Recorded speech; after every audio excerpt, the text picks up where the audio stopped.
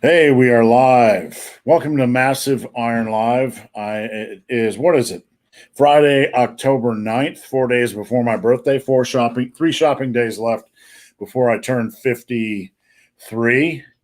And I'm joined today by Robert Chinetsky, as always. Robert, how you doing today? I'm doing well, Steve. It's Friday. I get to see your gorgeous mug, and I didn't realize your birthday was this close. Happy birthday early.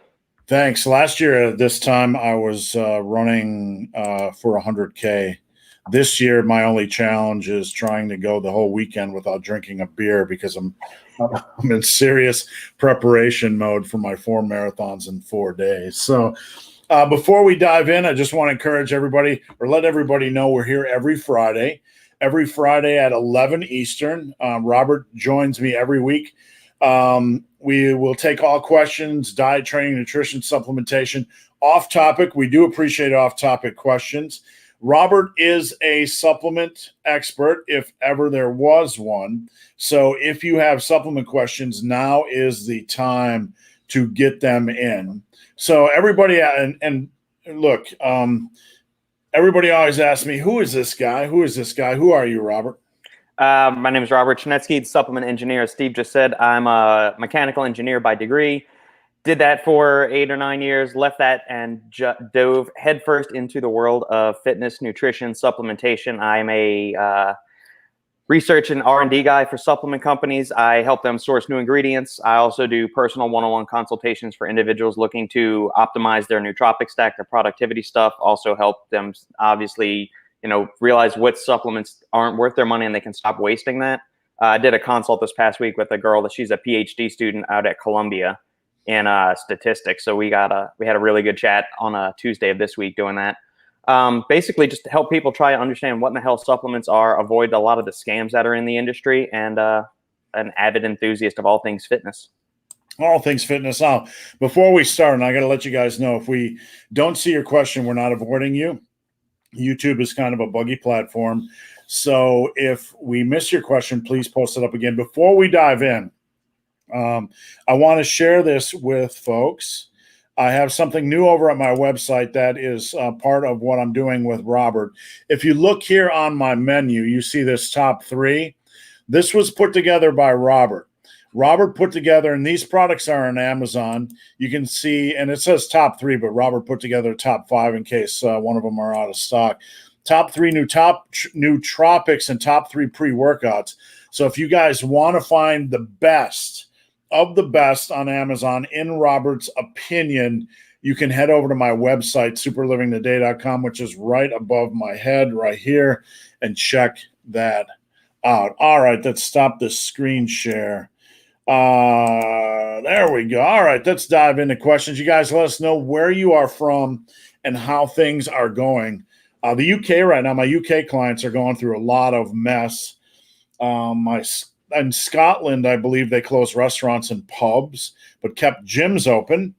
And in the UK, I think they are just going to close everything and wait till all the businesses die, and maybe in 5 years, allow new businesses to sprout up in their replacement. And in the meanwhile, we've crushed the dreams of an entire generation. All right. So that's Tim Laubensheimer. Beer with any one person, dead or alive, who would it be? Wow, that's a good question. Robert? Man, I think I'm going to go sentimental here and say my 2 grandpas. One of them died when my mom's dad died when I was 7. And I'm named after him. So his name was Robert, but he went by Bob, and so I was named after him. My other grandpa, my dad's dad, died in 2010, and his death was kind of the kickstart for me getting into fitness and wanting to start slowly working my way away from engineering into where I am now. So both of those have a real deep connection, and both of them actually like to drink beer and or scotch. So it'd be very nice to sit around a table and just kind of pick their brains. I think people are going to kind of be disappointed with my response, but there's a lot of people that I've looked up to over the years, a lot of people that I've appreciated, from Tom Platz. I was always a big fan of Tom, and when I was a huge wrestling fan in the 80s, I was a fan of Jimmy Superfly Snuka, and we all know his life went on a train crash. Mm-hmm. But I think I would probably go with Arnold because I would like to drink with Arnold back in probably 1990 when I was just of drinking age, and just to see what he's really like, half cracked, because he is very good at marketing and branding, and people underestimate or don't really talk about this much, but everything he says is very filtered and structured. And I'd like to know, the wilder side of Arnold under a few beers. So that's my pick. Yeah, maybe Stan Lee too. Stan Lee would be a lot. That's a really good choice. Let's see here. Mine would be Animal in all Road Warrior gear. I'm not sure I'd want to be next to that guy when he was half trash. So, but interesting choice there. Good morning, CC. How you doing? We got. I'll not be watching, but much love. Funny thing about last week, and my client posted this out. I was in a rush, and I typed the name of the title for this live video, Massive Iron Love, instead of live. So no one told me about my client last week. What's going on, Pork Meat? Stan from Norway, how you doing? That's a client of mine. Have you ever trained with Dan Green? Good question. He is one of the people that I've never crossed paths with in this industry, and I've crossed paths with so many. I haven't crossed paths with Mark Bell either, even though their people reached out to me 2 weeks ago. They wanted to use my video on the slingshot as part of their promotional tools, and they gave me a couple free ones to give away. I'm a huge fan of the slingshot, so I did that recently, but never interacted with Mark Bell. I think me and Smelly Bell are kind of cut from the same cloth, though. They should bring you on the podcast, man. You would be an awesome, awesome guest on the Power Project. All right, all you guys go over to Mark Bell on Instagram and just spam the living shit out of his page right now and tell him to have me on. I mean, I'm a grinder in this industry, but getting the publicity of Mark Bell would be kind of fun.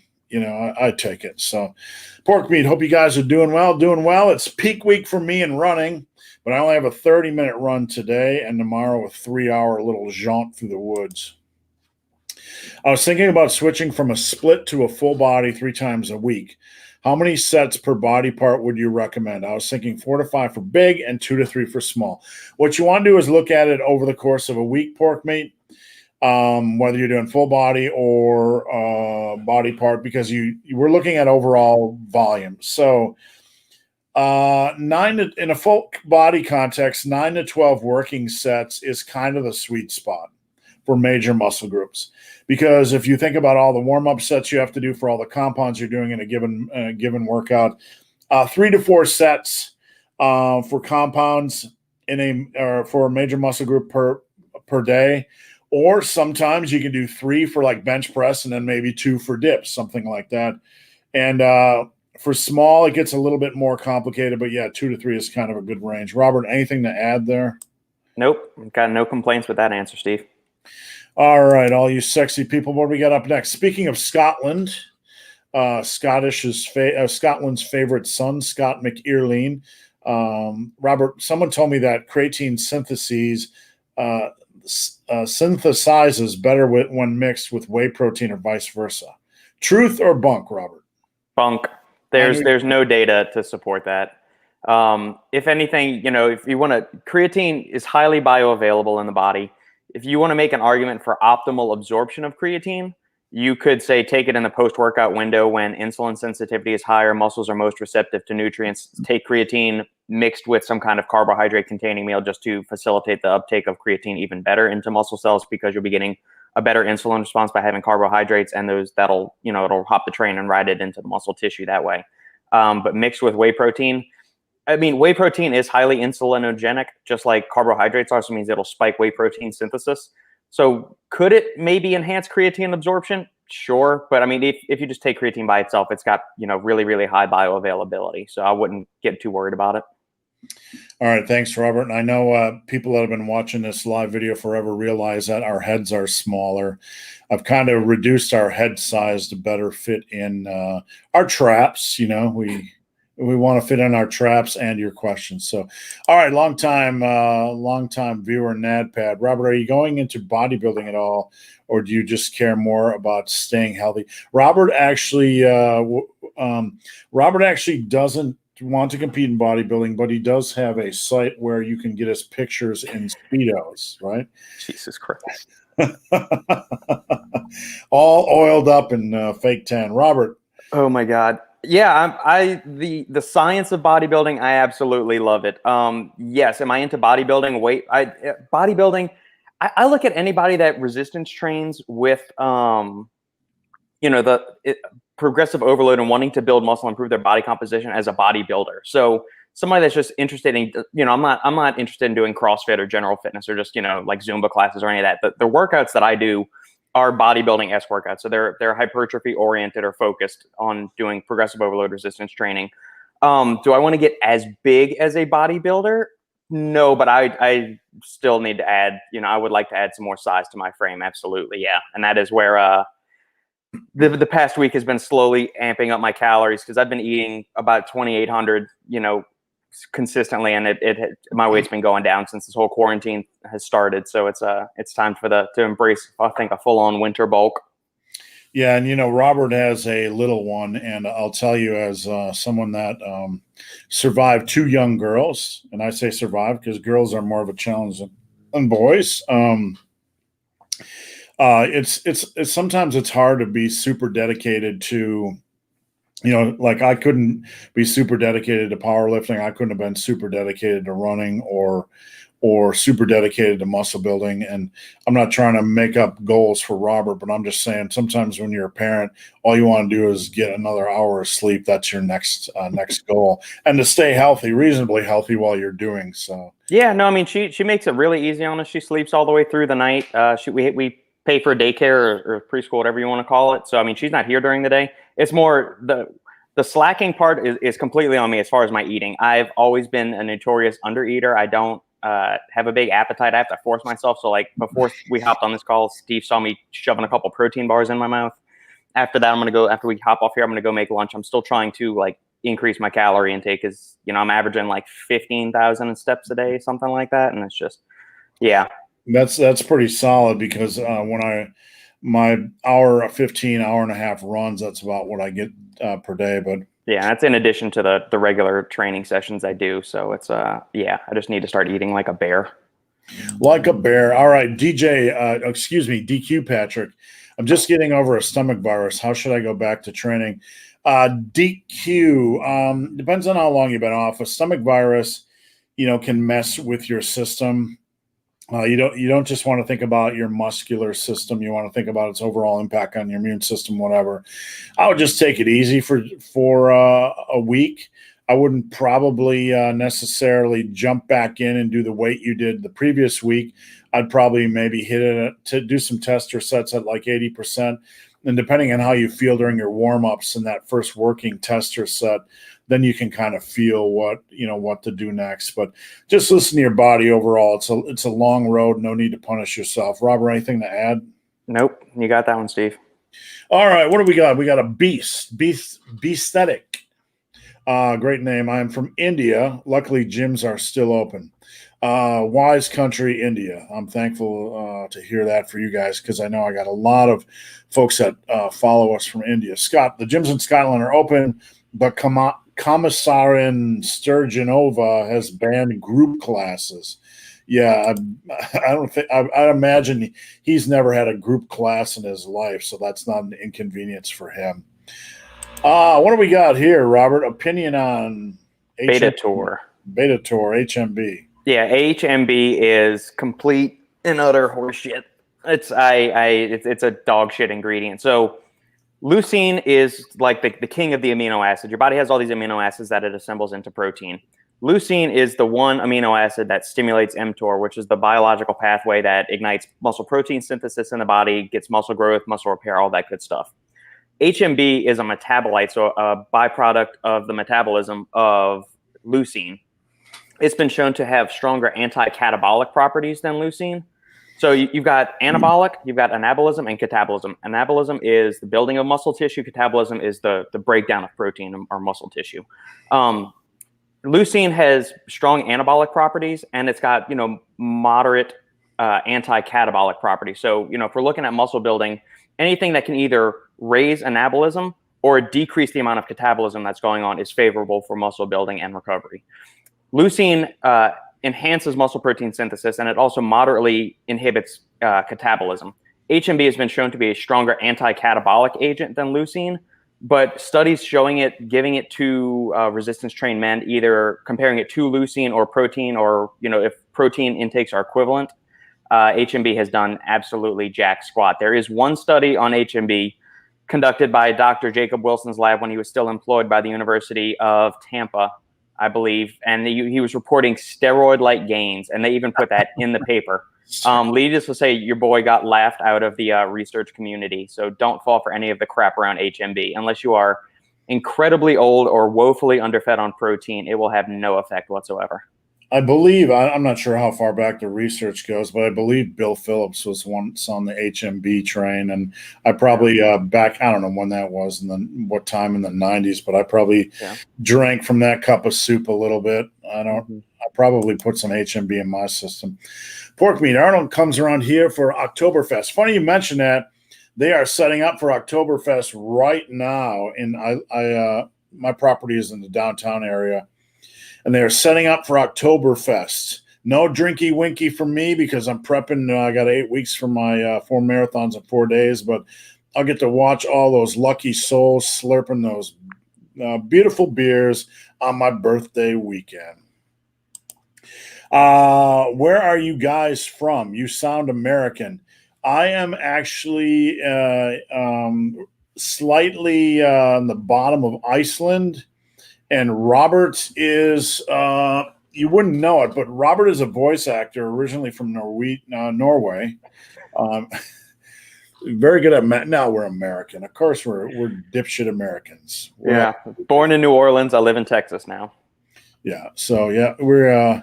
I live in Ohio. He lives in Texas. We got some football rivalries there, but Pork Meat. They are all right. Redline Fitness, one of my clients and one of the rising stars who let's see, home with my daughter. Thanks. I hope all is well. Hope she's not sick. But let's see, Harut. Hey, gang, gym's closed in Montreal for 20 days, not 21 days. You know what? All I can say, and this, somebody's probably going to get triggered by this, but if you have anybody that's doing these random closings that don't seem to make sense, I'm not getting into the political side of things here, but if you find the things they hand out, the things they decide to close and not close to be random and not really well thought out, I highly encourage you to cast a vote to kick their ass out of office. I don't care if they're in China, Canada, wherever the hell they are.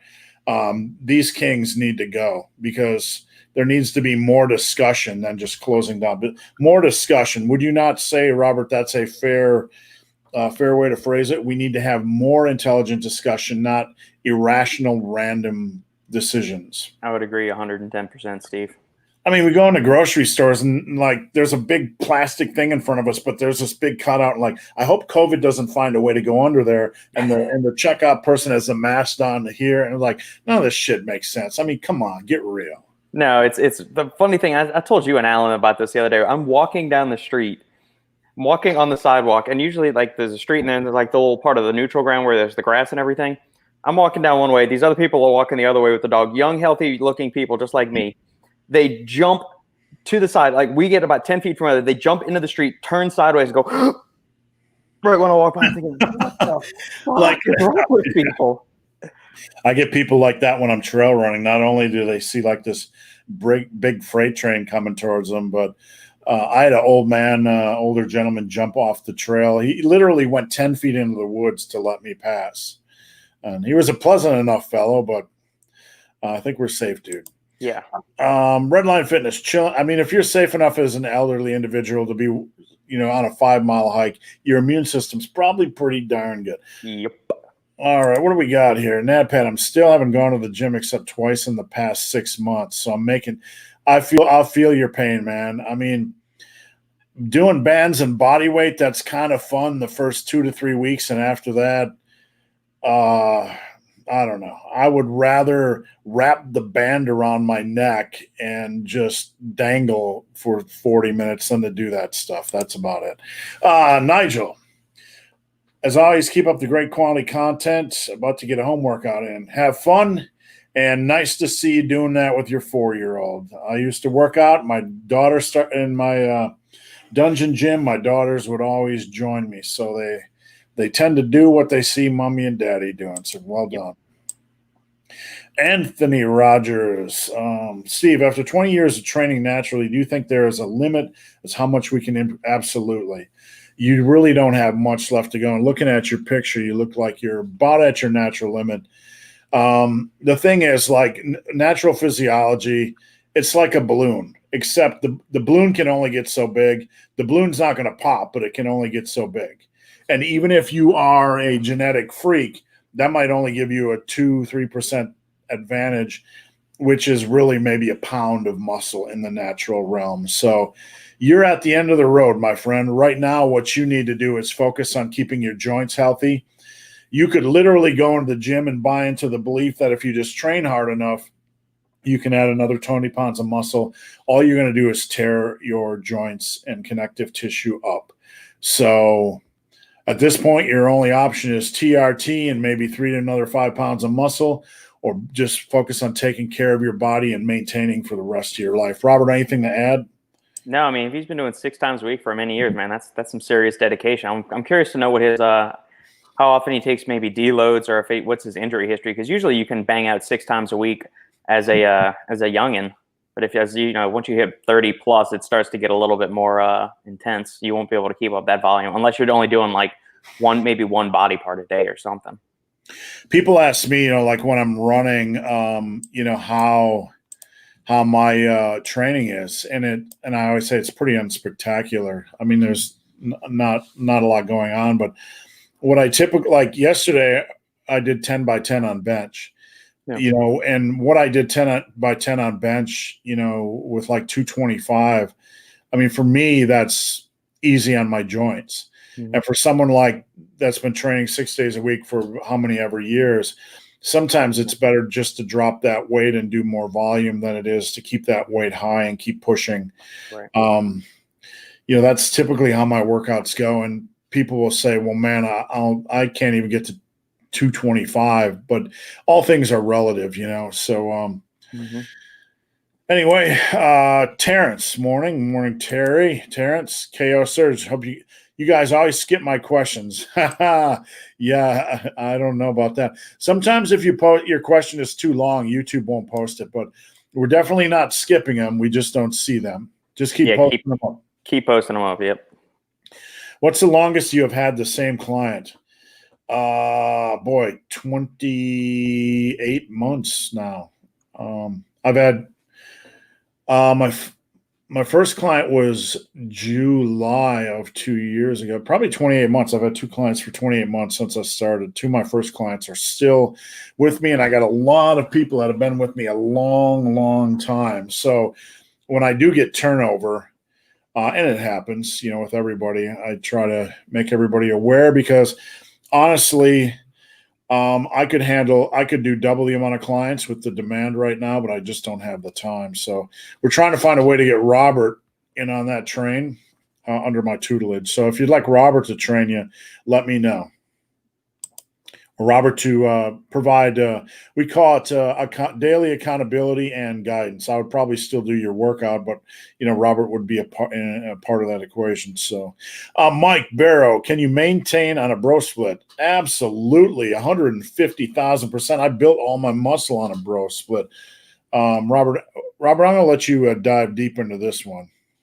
I was gonna say, yeah, for a bro split, as long as you're pushing hard and taking your muscles, on the edge of failure or to failure. Yeah, you absolutely can maintain on a bro split. I mean, look at like some of the greatest bodybuilders in history. Sure, they had a little bit of chemical enhancement, but I mean, you can build and maintain a lot of muscle. It's a lot easier to maintain muscle too than it is to build it, and you absolutely can maintain for a long period of time on a bro split. As long as you're doing enough total volume in those sessions and pushing them to a sufficient point of fatigue, you absolutely can.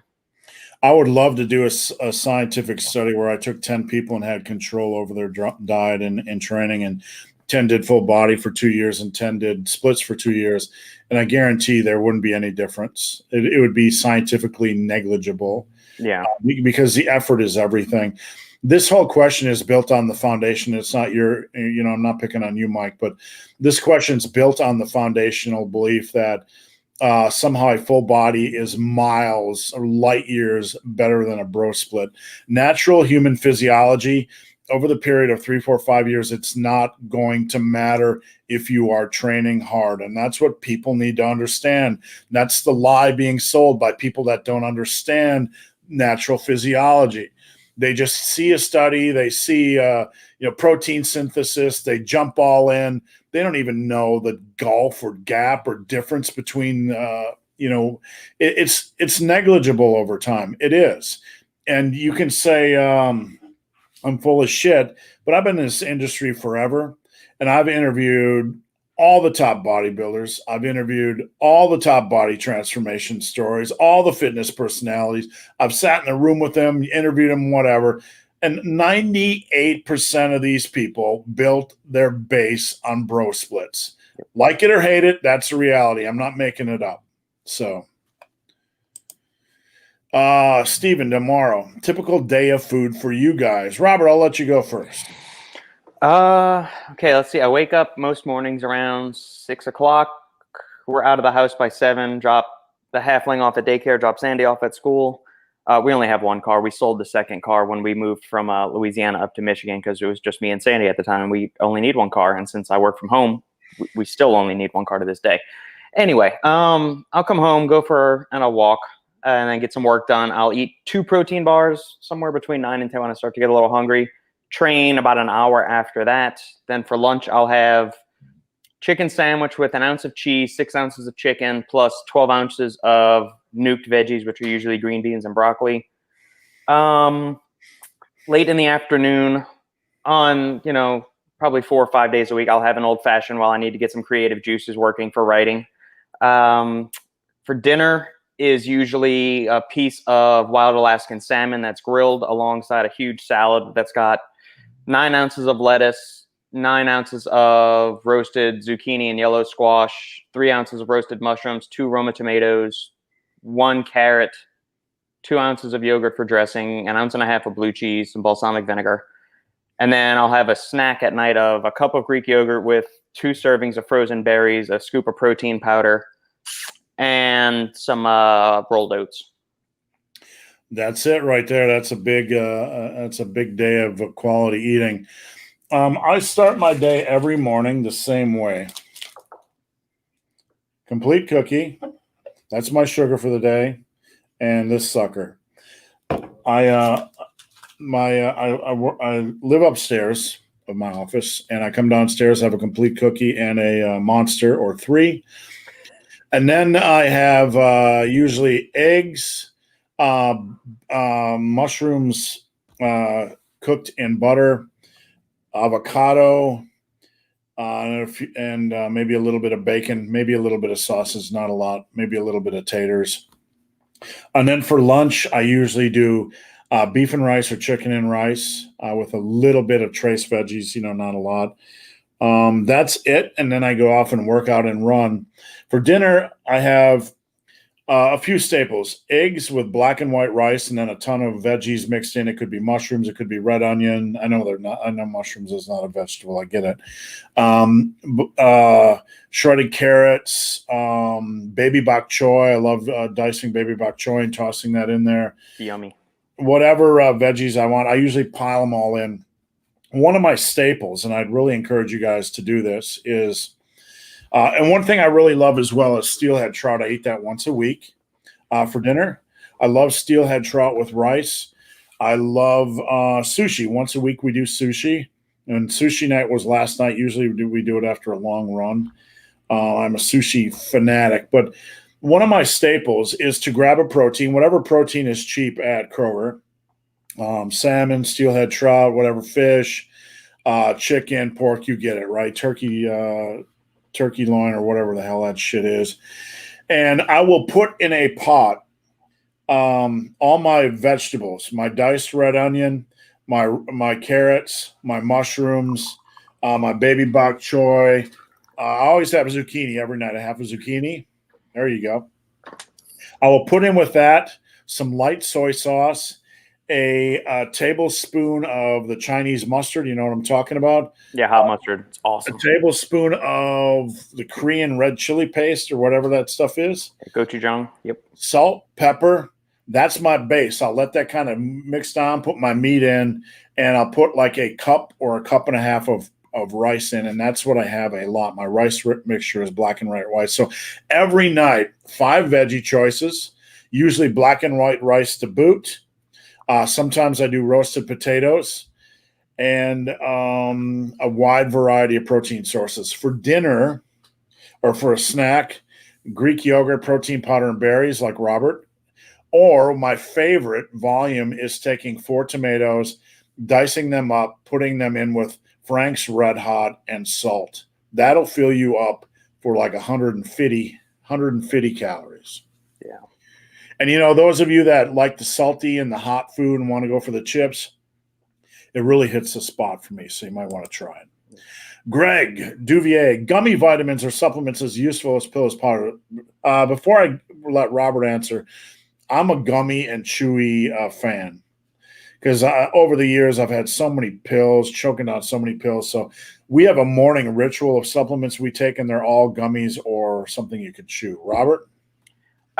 Yeah, so when you make a gummy, it's basically just a mixture of gelatin and water, and to make it taste better, they put some sugar in it. So, you know, versus a pill or a powder, most of the powders are sweetened with artificial sweeteners like Ace K, sucralose. Some of them are with stevia.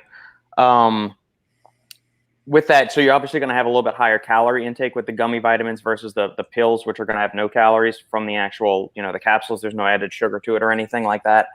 As far as are they as useful or as good or better than pills or powders, that really is an individual ingredient basis. So you could have a gummy that's using really high quality forms of vitamins and minerals, some things like magnesium citrate, potassium citrate, methylcobalamin, which is the bioactive form of B12.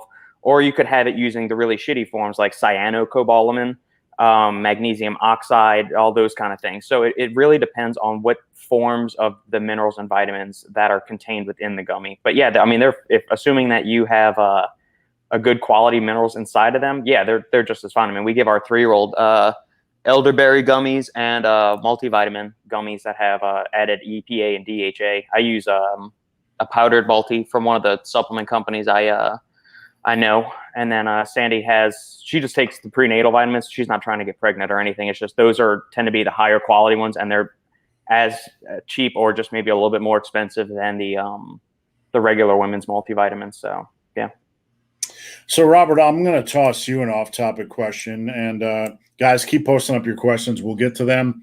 We're usually on for about 2 hours. So any of you that are watching that don't normally ask a question, we encourage you to do so. But since we're talking about food intake, let's talk about naughty foods, Robert, shall we? When you're not eating, like with the halo shining over your head, what kind of nasty food, and not alcohol, I don't consider alcohol nasty. I consider it a food group. What do you eat when you want something junky? Man, this is going to seem like such a cop-out. I mean, it's like since I got into like the fitness space, I don't really crave bad foods all that much. Every now and then, so like on Saturdays, we go to Iron Wolf Distillery every Saturday just because it's 15 acres of gorgeous land. Nobody's out there wearing masks. People are acting normal. There's live music. People are just acting normal, like 2020 never existed. It's such a good feeling when you wonderful. Plus, they make a really good bourbon, so I like to support the local distillery there. So they have a pizza truck on site there, so I'll have a piece of pizza. My favorite foods, though, I mean, when I was growing up, man, it was burgers and fries. If I'm not gonna do that, and we would go to one restaurant that made really, really thick chocolate shakes, almost to the point where like they would give you those huge straws, like the really open ones, but it was so thick you couldn't suck it up the straw. That's probably my guilty food. I love dark chocolate, but there's various health benefits associated with dark chocolate, so I don't know if you consider that really bad food. Sushi I'll do every now and then. I would say, but probably my favorite is really good French fries, like the thin cut ones that are super crispy, almost like McDonald's French fries. That texture, thickness, crisp factor. I do not like thick cut French fries or really mushy French fries. Those are gross. Sandy likes those. I think they're disgusting. I'm right there with you. I hate fries like that. Like McDonald's, I know McDonald's fries are probably the worst food to eat on the planet, but They're so that's good. the only French fry I like, just heavily salt. And that's the only time I ever eat ketchup too. Yeah.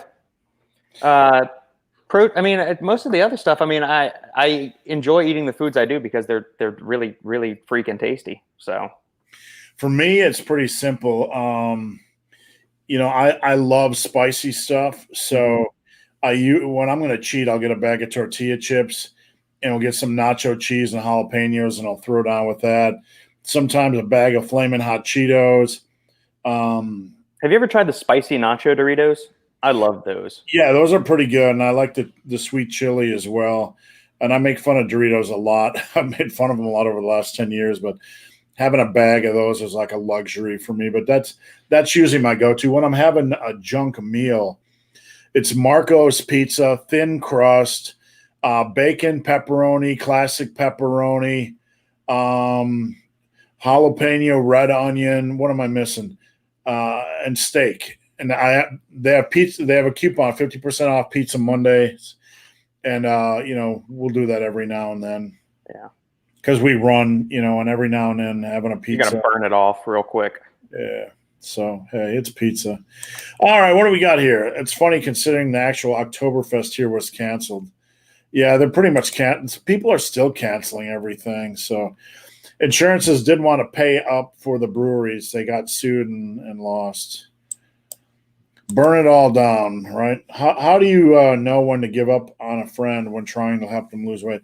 Well, first off, you never give up on somebody. You have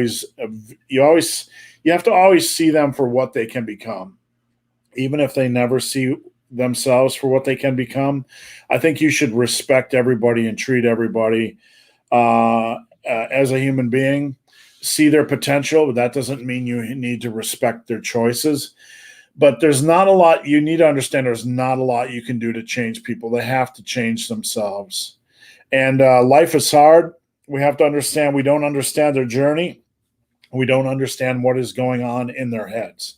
And when we think we do, we're just being arrogant. So all we can really do is love people, be patient with them, and try to encourage them when they make good habits. Robert, you have anything to add? No, that was perfect, Steve. You touched on everything I was going to say. All right, what do we got here? I got a little wedgie. Oh, my goodness. Let me just cure that. We won't play sniff finger, though, even though it is Friday and we could get really wild. All right, what's the difference in hypertrophy if you do 6 reps instead of 8 because of resting too little between sets? Are you saying, okay, so I'm assuming you're cutting down rest in between sets, and this is limiting your rep output.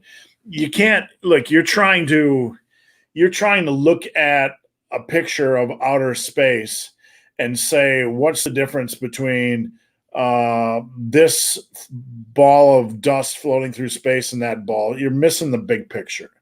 The big picture is it doesn't really matter. There's too many variables in that equation to focus on one little piece of dust floating through space. You get a reasonable amount of volume. You have progressive overload, a good exercise selection, consistency with training, nutrition. There's really no difference. It's going to take you to the end of the road.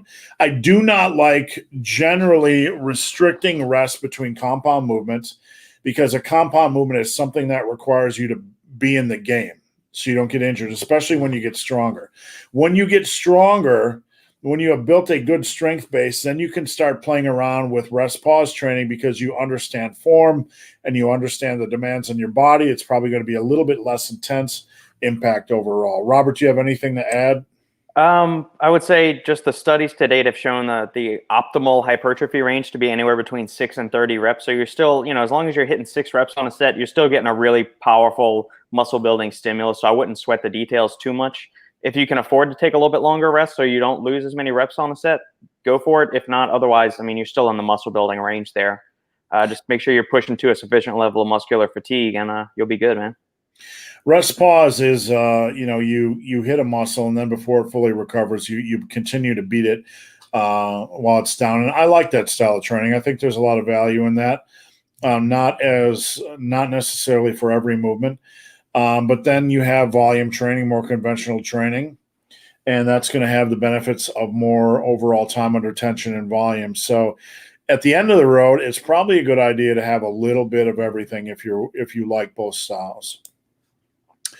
Big hairy Corona dude. Let's see, what do we got?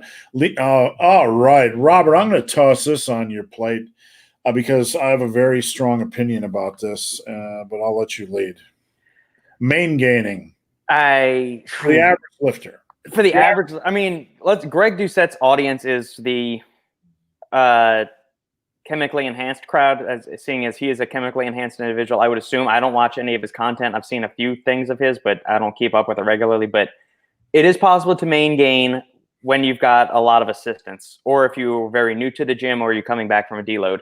For every other lifter out there, it is going to be a much more efficient process to do a lean bulk, where you are working with a calorie surplus. Don't try to dick around at maintenance. It's going to be too difficult to try to eat at your maintenance every single day, because you're going to have different activity levels every day. You're going to have different NEAT factors every day. So trying to major in the minors and figure out all that minutia is just going to be an exercise in futility. You're going to waste so much brain power, and you're going to have stress. Cortisol levels are going to jack up. You're going to end up causing more stress and anxiety in your life, which is going to impair recovery and your ability to perform harder in your workouts, because you're trying to eat exactly at maintenance to perform this body recomposition effect. It'd be much more efficient, and you'd have a much better outcome if you did the lean bulking approach, where you're feeding your body enough calories, you're maintaining higher insulin levels, higher glycogen levels, all of which have been either associated or directly shown to enhance muscle growth. Do it that way, you'll get much better results, much better recovery. You'll be less stressed as well. I will lead by saying, anybody that wants to main game, why are you trying to make the game harder than it is? Okay. Yeah. I've been doing this for a very long time, and I respect Greg Doucette, but I will say, Robert is correct. Newbies, I've had one new client that lost 60 pounds, had never touched a barbell, and walked out after 6 months with 16-inch arms and a 315 squat. But he was a freak. Most people don't train hard enough for this discussion to even take place, okay? If you do train hard enough, it is definitely valuable not to try to see the minimum calories you can get away with, but to have a reasonable amount of calories. As you build muscle, your metabolism is going to go up, and you're kind of fighting against yourself. One of the main issues here is with bulking and the belief that you need to be a tub of lard and you need to have a shovel to bulk. That's ridiculous. All of my clients, I monitor them closely to make sure they're gaining a pound a month. Okay, so that means whatever their metabolism is, we're constantly making adjustments to make sure they are gaining a pound a month. Now, for those of you that are math deficient in the old cranial capacity, 1 pound, let's say you're a noob and you come on and coach with me, and you're training like a rock star for 3 years, you're going to gain 36 pounds. I would probably slow you down after the second year, but let's just say you gain 36 pounds and you're training like a rock star, 25 pounds of muscle, right? Because that's your goal. You just gained 10 pounds of fat. Excuse my language, but big fucking deal, okay? Big fucking deal. You just gained 25 pounds of muscle without having to do some kind of a happy dance trying to maintain your weight. And you made it a little bit easier. You facilitated the muscle building process. Over and over and over again as a coach, I see people struggle to make progress beyond the beginner stage on their lifts because they are at maintenance level. I have a call with one of my clients at 2:00 today that's struggling on bench. We got to bump his calories because there are certain lifts that struggle more than others.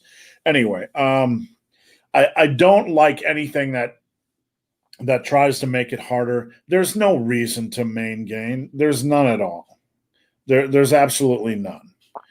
Most people can't train hard enough.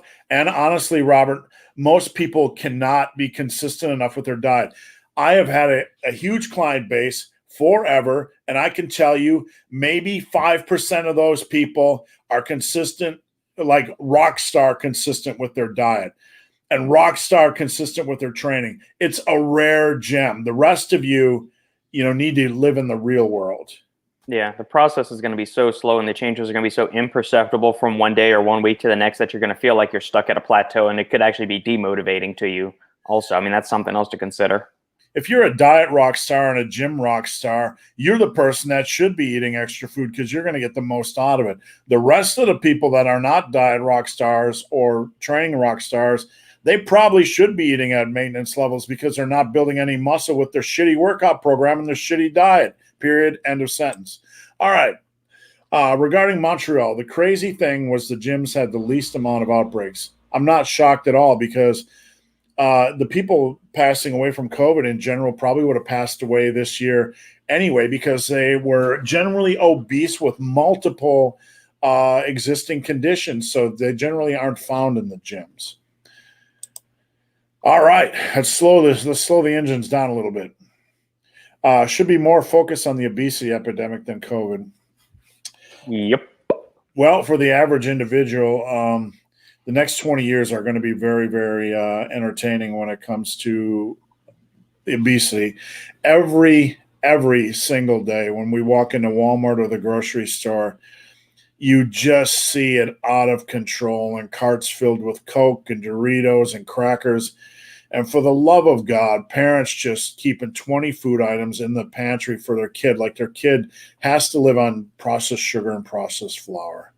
That's the sad thing is when you see the obese kids. I mean, it's the parents are one thing, but seeing the kids it's like another level of it's depressing. I'm going to tell you right now, if you're a parent that shovels this shit down your kid's throat, you're a lazy parent and you're part of the problem, and you need to get your act together and grow up. Yep. All right, Greg Duvier, have you ever fired a client? Yes, absolutely, multiple clients. Here's the thing. Coachability. If you come to me or you come to Robert or you go to Cali Muscle or you go to Greg Doucette and you want to be coached by them, if they put together a workout and you as a client are not invested in their system, you want to try other things. Well, Steve, I like your workout, but hey, did you see this workout by Greg Doucette? If you're not invested in what I do, I'm not going to coach you because you want to use Greg Doucette's workout. I have no problems with you using Greg Doucette's workout, but I am not here to coach you with Greg Doucette's workout. I'm here to coach you with my method. So there's been a couple clients that have come under me, and then like 3 months or 3 weeks later, they're like, they have fuck around-itis, say they want to jump ship on workouts. Oh, I watched a video today from Joe Smith, and he said if I put this little nipple contraction in there, or if I use pissing good mornings, then I'll maximize my gains. Well, go fucking be coached by Joe Shitball, okay? I don't give a fuck. This is the way I coach, okay? So yeah, I've fired clients. So it happens. I don't get angry with them, but I just tell them these are my methods. And if you as a coach have somebody, whether it's football or soccer or ballet or whatever the hell it is, and they do not trust your methods, they're uncoachable. And even if your methods suck, even if you're a football coach and your methods suck, and if somebody doesn't follow your methods, they have no hope of ever achieving anything. They're just useless to the team. All right. Anthony Rogers. Thanks, guys. Yes, myself and my twin have been battered ourselves for so long that we can be stronger than pro bodybuilders and with our natural power. We have a lot of injuries. The only thing is, I'll say, Anthony, is they're going to get worse. You're going to wake up one day and you're going to have a frozen shoulder. You're going to wake up one day, you're going to need a hip replacement or something like that. You just kind of need to find a balance to move forward with. Wade, thoughts on DAA and supplements? There was one study done, and this is kind of what started the hype around DAA, is that it showed that it increased testosterone levels in men. and everybody jumped on the bandwagon and thought this was the holy grail for natural testosterone boosting supplements. Then a couple of years later, another study came out and it showed it actually caused a decline in testosterone in healthy men, otherwise healthy men. So for the older 45 to 50-year-old guy, 50 plus, could you do like a 4 or 8 week cycle of DAA and see some benefit? Likely so. I think if you're younger than that, stay away from it. And even then, just if you're older, I would still cycle on and off of it. It's not something I usually recommend, or I put in any kind of muscle building testosterone support formulas when companies ask for my input. I don't like the ingredient. Say, taking a step backwards for a second, Robert, do you remember Bobby Knight? Mm-hmm. Yeah, Indiana basketball coach. Yeah, so Bobby Knight kind of reminds me a lot like Mark Ripito, these classic coaches, no bullshit coaches. And can you imagine being coached by either a coach on this, cut from the same cloth, and telling them, hey, Bobby, I know your coaching style is like this, but, I believe John Wooden's philosophies are a little bit more sound. What do you think Bobby Knight would do? Maybe throw a chair at your ass. That's what he would do. Get the fuck out of here, kid. Go kick rocks. Yeah, I can't imagine that mindset. I don't know. I mean, I played trumpet. I took private lessons all through high school and stuff because that was just something that you did if you wanted to get better, in addition to your regular practice. I can't imagine going to my lessons teacher, who was like a statuesque figure in the New Orleans music community, especially like the music education thing. So he would take his jazz band on like European tours. He had gotten their jazz band of high school kids that good to where they would go and tour Europe. I can't imagine sitting down and saying, Mr. Haydell, Mr. Weber over there, I hear he's giving some pretty good lessons. Can you teach me like what he's doing? I mean, he would take this trumpet and smack me upside the head with that. You have some respect. And I mean, there's curiosity is something that's innate and it's natural, but there's a fine line between being curious about something and then trying to disrespect your teacher and say, I want you to do that. Or going to my Taekwondo teacher saying, hey, I heard this other school is doing this. Why aren't you teaching us that way? That's flat out disrespectful. The modern generation isn't used to that kind of coaching or, tutelage, and they'll say, well, he doesn't know everything. And I had the internet and I saw this kind of stuff. And, that's fair. But, coachability, you have to be open to learn things. Like if you come to me as a coach, you're going to learn some things. Do I know everything? No. If you then go over to Greg Doucette, you're going to learn things from him. And part of becoming efficient at anything is pulling a little bit from everybody. In writing, in training, you pull a little bit from everybody, and that's how you kind of develop your own voice or your own style. And that can be same with music.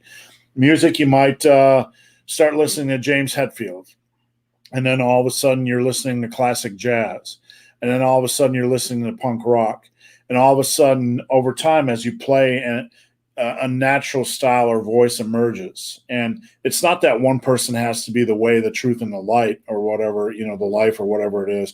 But it's just part of the developmental process. So, Robert, I got an interesting question for you. Speaking of music, and we're going to talk movies because we always venture into movies a little bit.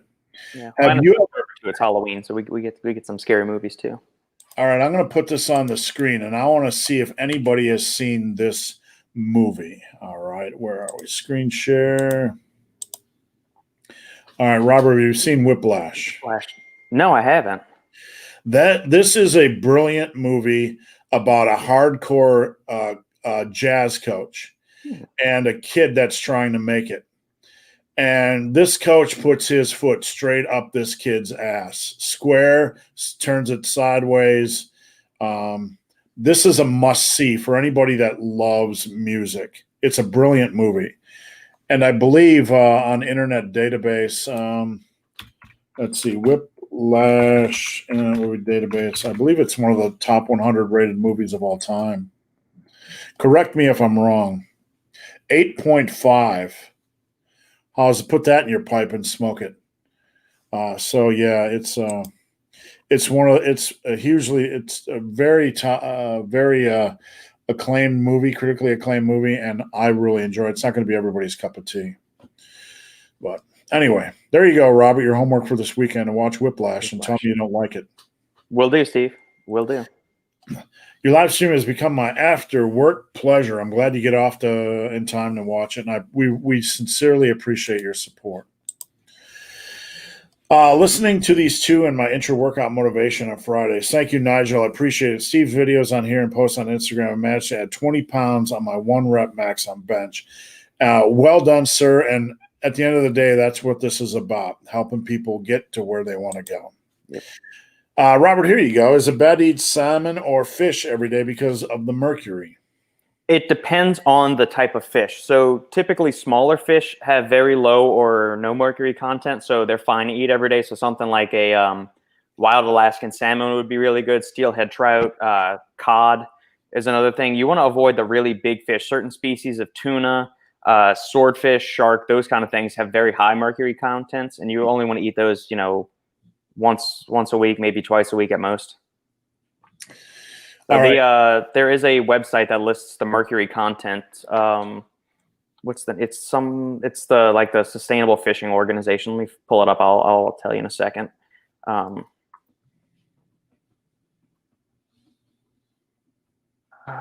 FDA has a website on it that you can check out as well. Seafood Health Facts. What is the name of that website? EPA has one too. You can do that. That's a reliable source. All right, so I got an interesting one here, Robert. I didn't realize earlier that we had twins going on until Anthony mentioned. We got Anthony and Andrew, and they both look jacked. Andrew's the other twin. My twin brother Anthony, who commented above about training, I take a lot more supplements such as protein, creatine, glutamine. Do you think supplements make a difference? Well, first off, you probably want to remove glutamine from that equation. But Robert, I'll let you address this. Do supplements make a difference when it comes to muscle building?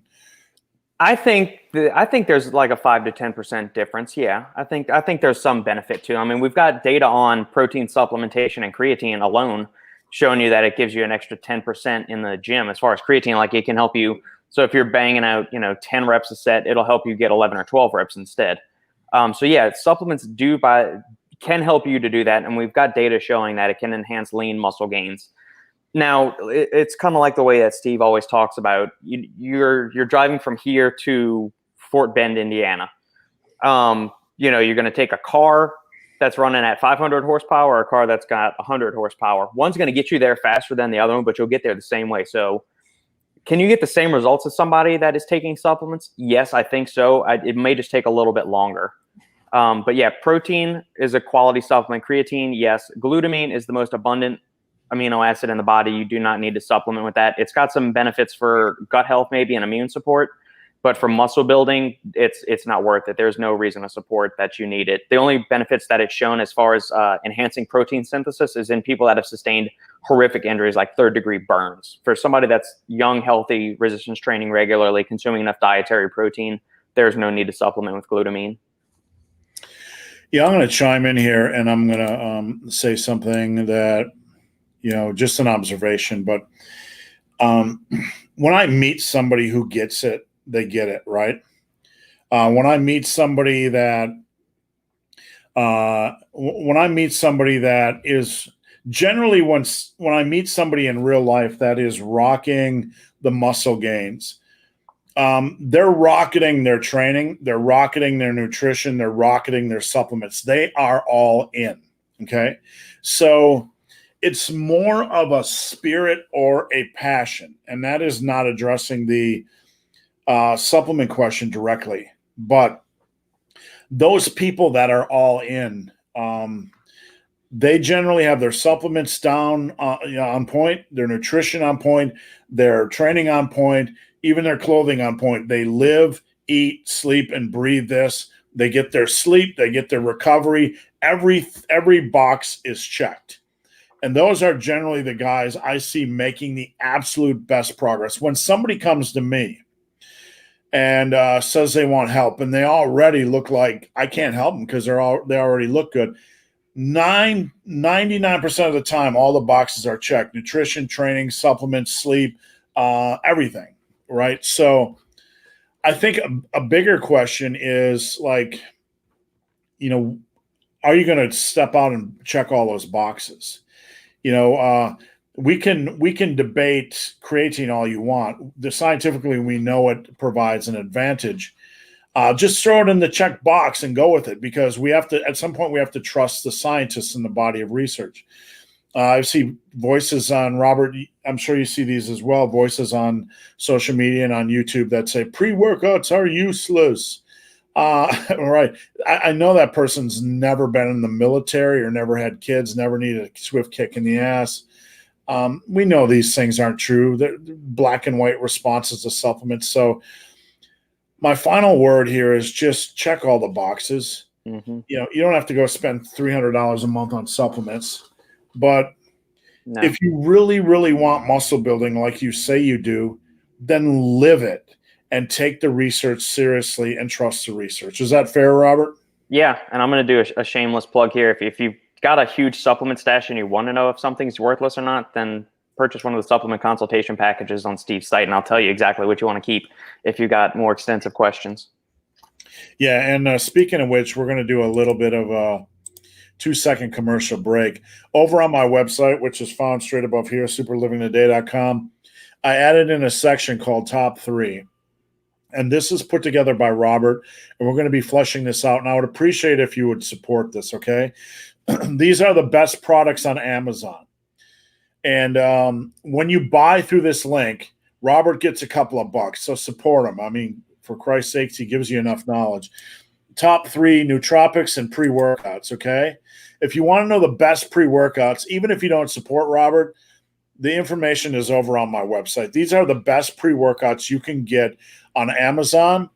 And if you have any questions, you can slide into Robert's Instagram at the Supplement Engineer. So Robert put those together, and I would highly encourage you guys to support Robert. I would say a caveat, those just a note for all of those pre-workouts on there, those are higher stim ones so Amazon allows for certain ingredients, and these are just the ones that are allowed by Amazon. There are a lot of quality pre-workouts out there, and several of which are not available on Amazon. These are just the best ones that I found personally on Amazon based on their dosages, based on the company's track record in the industry of not doing any kind of shady shit, things like that. So those are all 300 milligram and above pre-workout supplements for caffeine.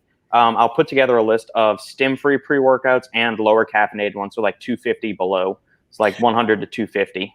So Robert, I'm always drawn to new things, and I've been I was in the supplement industry for a while. I've never heard of Vandal, and I've never heard of Iron Brothers. The others are familiar. What are these? Who are these companies? Vandal is a new company that just started up this year. They're a Canadian-based company. Iron Brothers is another Canadian company. They've been around for a couple of years now. Iron Brothers was one of the first real big companies to get on Amazon, and they had what was their Ruthless, I believe it was, or Relentless was their original pre-workout. It had DMHA when Amazon was still allowing those things, and so I got a track record for a really like hard-hitting, high-stim pre-workout. The latest iteration is really solid. It's got a really good caffeine blend, so it's got 240 caffeine, like immediate hitting, and then it's got another 150 like slow release energy. So you get a good mix of like fast acting and sustained energy. So there's no crash. There's a good dose of nootropics in there, plenty of pump ingredients from agmatine and citrulline and pomegranate extract, which is kind of an under the radar pump ingredient. Beta alanine and betaine, obviously, and some other nootropics and focus boosters in there, but it's really solid. The flavoring is delicious. I've got a tub of the grape cotton candy here. I really like it. Sandy likes it too. PES Prolific's another good, strong, focus heavy one. Dymatize is an American company. They've been a proven track record in the protein game, and that one's just really solid. It's got citrulline, it's got nitrosamine, which is another really good pump ingredient in there. And Advanced Molecular Labs is a 400 milligram caffeinated pre-workout. Boom. There's some prop blends in there as far as the polyphenols and the energy blends, although I do know the owner of the company, and they have a different version called Pre-Workout Extreme, which is only sold on their website right now, which lists the individual dosages of all of that. So basically, you could look at the dosages on the pre-extreme and translate it to the regular pre-workout, and they basically line up one for one. But I know the owner of that company. He used to be he runs muscular development in Twin Labs. Back in the day, he was one of the twins that started up Twin Labs. Oh, really? Yeah. So Steve Bleckman, very, very sharp guy, smart guy, nice guy, runs a quality operation over there. So these are 5 companies that I've used all of these products personally. I don't receive any kind of compensation directly from these companies for putting them on this list at all. These are the best pre-workouts in my opinion that I would use if I was buying a pre-workout off Amazon based on dosages, caffeine levels, all of those kind of things. So again, you guys can find these if you want more information on my website, Super Living Today. They have an Amazon affiliate link. When you purchase through my site, Robert gets $1 or $2. So if you want to support Robert, just go over to my website and clicky. We would sincerely appreciate it. Support one of the good guys in the industry. Now, we're back to burgers, and Robert says you're from Texas, so thoughts on Whataburger. Before you answer that, Robert, do you have Smash Burger down there? Not anywhere in the near vicinity of me. I have not seen any of those. No. Okay. Smash Burger is one of my favorite places to go. So anyway, Whataburger. Educate me on Whataburger. So it's a Texas chain. It's a Texas fast food chain for burgers. I'm a burger snob, and Sandy will tell you that. She forbids me from ordering a hamburger at just about any restaurant unless it's like a place that it's like a nice restaurant that specializes in burgers, because I like my burgers thick and cooked medium rare, basically, or medium at the very most. So at places like Smash Burger, Five Guys, Bud's Broiler in Louisiana, any of those kind of places that like smash the patty or just like cook it all the way through and it's those really thin patties, just get out of here. I don't like those kind of burgers. Whataburger, I will tell you, Sandy really likes Whataburger. They have a jalapeno one that she really likes. I haven't eaten Whataburger in a couple of years, so I couldn't tell you.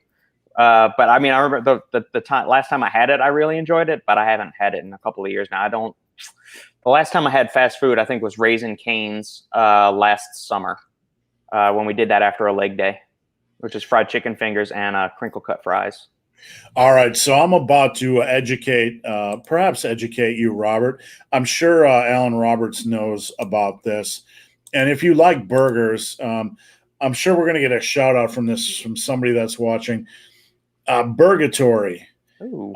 When I went to Pittsburgh, I got a chance to eat at Burgatory, and they have a peanut butter. Where is it? Where piggy butter and jelly, Cajun dusted ground beef, ground bacon burger with white American cheese, candied bacon, bread and butter pickles, peanut butter, and habanero jelly. And I'll tell you what, that if peanut butter and habanero jelly on a burger, I don't like peanut butter and jelly, but I'd eat that thing every single day. If you get a chance to eat at Burgatory, you will not regret it. I'm curious about the peanut butter on the burger. I mean, my brother has tried that because there's a burger place by him that does that. I've never tried. I'm kind of a burger purist. I'll do, like fried onion strings, or I'll allow for those kind of things on their bacon on the burger. But peanut butter on it. I mean, I love peanut butter sandwiches. I don't like peanut butter and jelly sandwiches, just peanut butter sandwiches. So that's interesting. Yeah. So if you're in the Pittsburgh area, you really got to check out Burgatory. And anybody that knows, that's probably my favorite burger. Kind of mid-range burger place. We're not talking gourmet restaurant, but you can't go wrong. Savage Bird, thoughts on Kino Body? I don't look. Just being honest, I don't know anything about Kino Body. I know other people chatter about him. I don't know anything about his workout. So it's not that I'm not being disrespectful. I just don't. There's very few people that I focus on.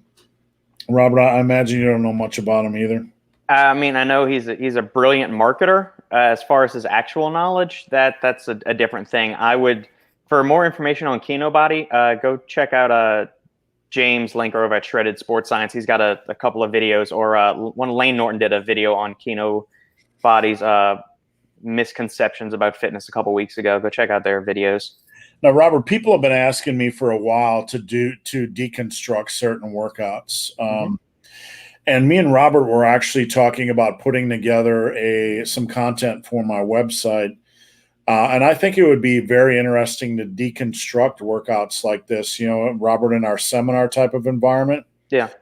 Get the plan, just put it up and share it, and just toss it in the fire and see what we think. So I don't know about you, Robert, but I'd be up for that if that's something you'd want to consider. Absolutely. All right. How many heavy 5 to 8 rep sets per week should be done for bench, squats, deads, rows, and pull-ups? I'm 46, and recovery is slowed.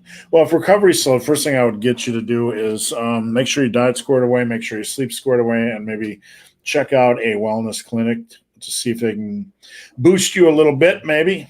You've earned the right. You're sexy and 46. Deadlifts, I tend to be one of these people that wants you to deadlift less each week. I'd rather have you focus more on back strength and quad strength.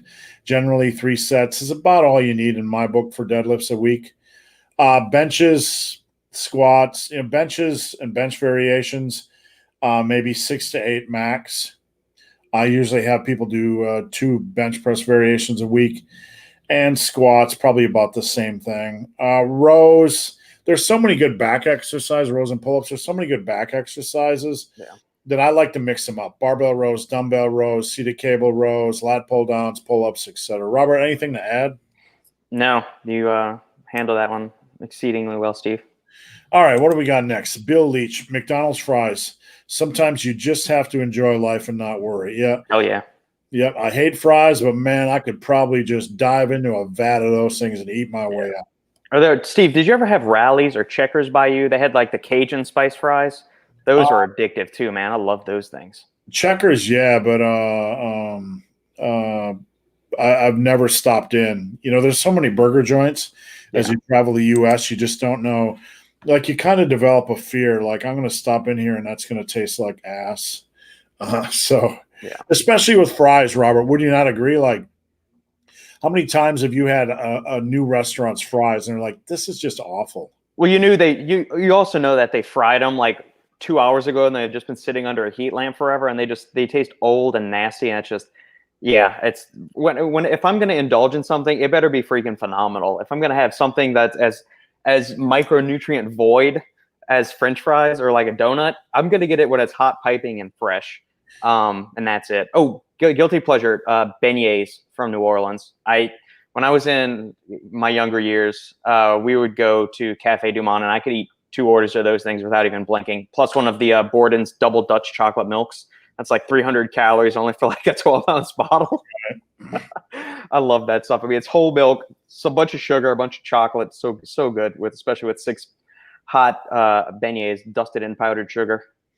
Yeah, New Orleans is like a town that's a whole lifestyle into itself. And yeah, buddy. I've been to Cafe Du Monde, and if you're going to go down there, I would recommend, Robert probably agrees, going in the off season when it's not all the tourists. You can just kind of stroll and see the art in the park, and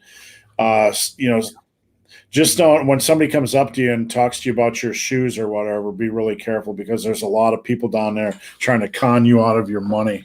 There are a lot of panhandlers and street performers and whatnot. Yeah, you got to be careful. Yeah. So, all right, what do we got here? Scott from Scotland. Yeah, I had to jettison a girl I knew who wanted help losing weight. She had a problem for every solution. Right. You wouldn't go to see a photographer if you didn't really want your picture taken, would you? Yeah, I mean, people like that are uncoachable. But at the moment they're uncoachable. I get clients like that, and I continue to try to work with them. Like, every time you give them an idea, they create a problem for why they can't do that idea. So there's people that try to find a way, and there's people that try to find a way not to do it. And obviously the latter is a way to fail in life. If dumbbell rows with knee on bench causes hernia, then why does Matt Kroc do it?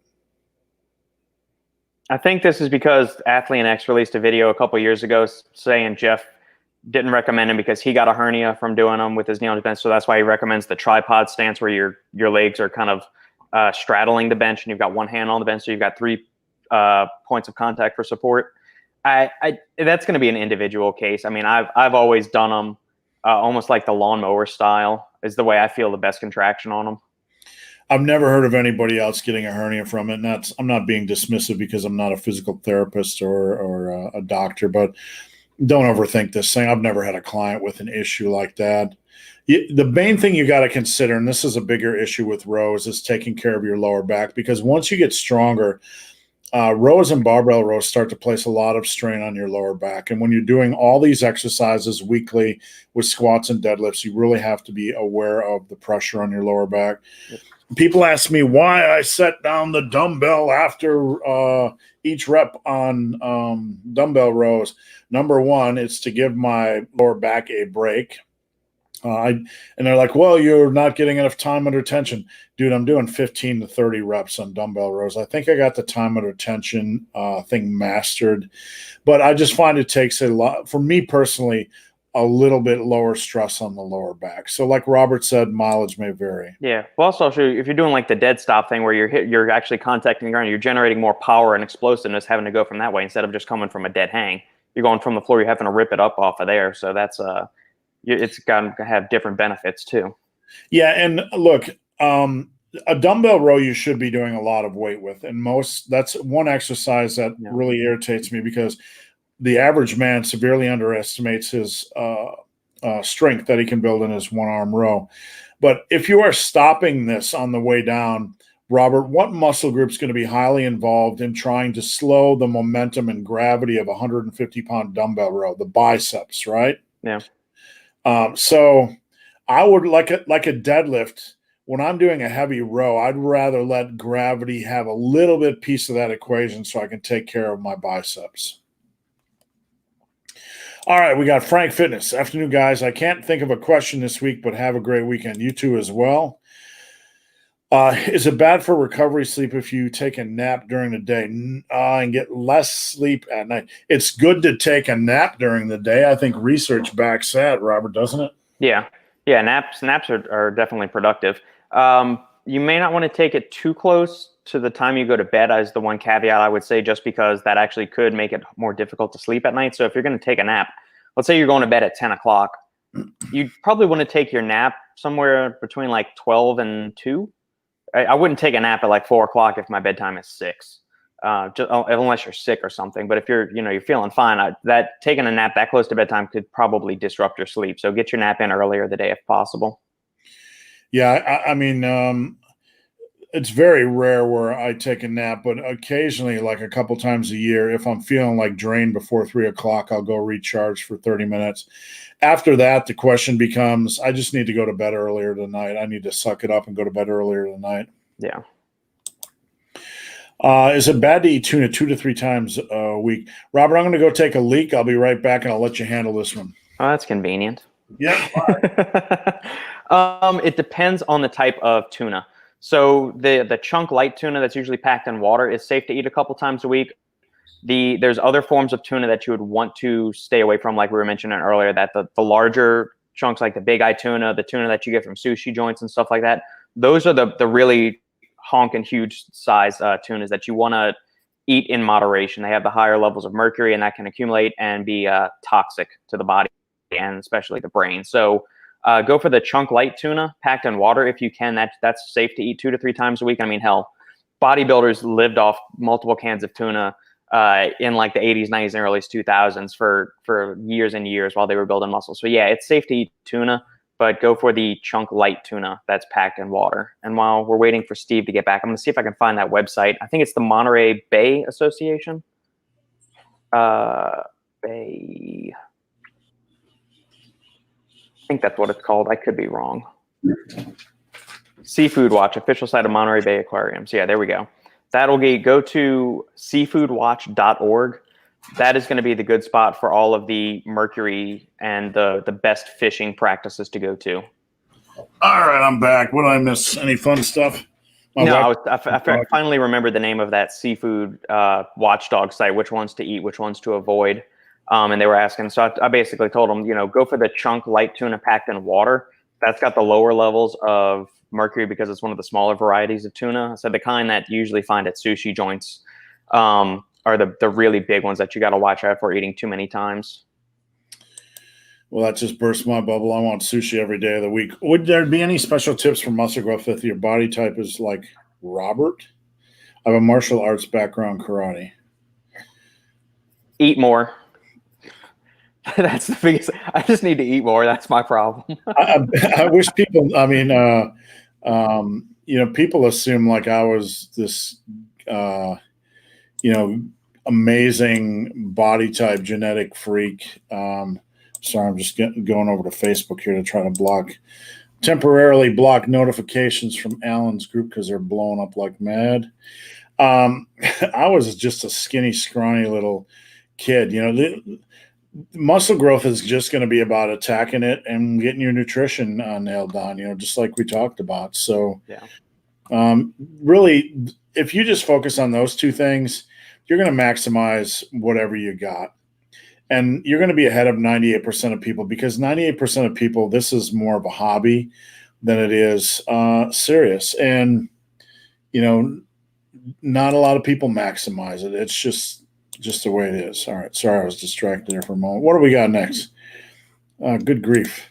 Sorry, Robert's messenger group is blowing up and distracting me left and right. Let me just put them on mute for 1 hour. Okay, there we go. I have a friend who swears by taking leucine. Your friend's a lunatic. What's your opinion, Robert? Going back to referencing back what I was mentioning earlier, that leucine is basically the Kickstarter for muscle protein synthesis in the body, since it activates mTOR. So leucine is needed to build muscle and get the muscle building machinery of the body working. Do you need to supplement with it? In my opinion, you don't, just because if you're consuming enough whole, high quality protein sources throughout the day, you're going to get more than enough leucine in your mixed meals. There are some post-workout supplements out there and intra-workout supplements that'll stack 3 to 5 grams of leucine, since between 2.5 and 3 grams of leucine is that threshold amount and needed to maximally stimulate mTOR. But just because you're stimulating it, you also need to provide sufficient amounts of all the other essential amino acids to actually get the machinery working through. So you can turn on the machine, but if you don't have all the substrates required to build something, it's not going to build anything. It's going to start breaking down other tissues to get those essential amino acids. So if you're taking some plant proteins, like if you're using like a vegan protein powder, I could see an argument for adding leucine to it. But for most people, no, it's not. There's been studies showing that in the context of consuming enough whole protein sources throughout the day, adding additional leucine above and beyond that is not going to do extra for muscle growth.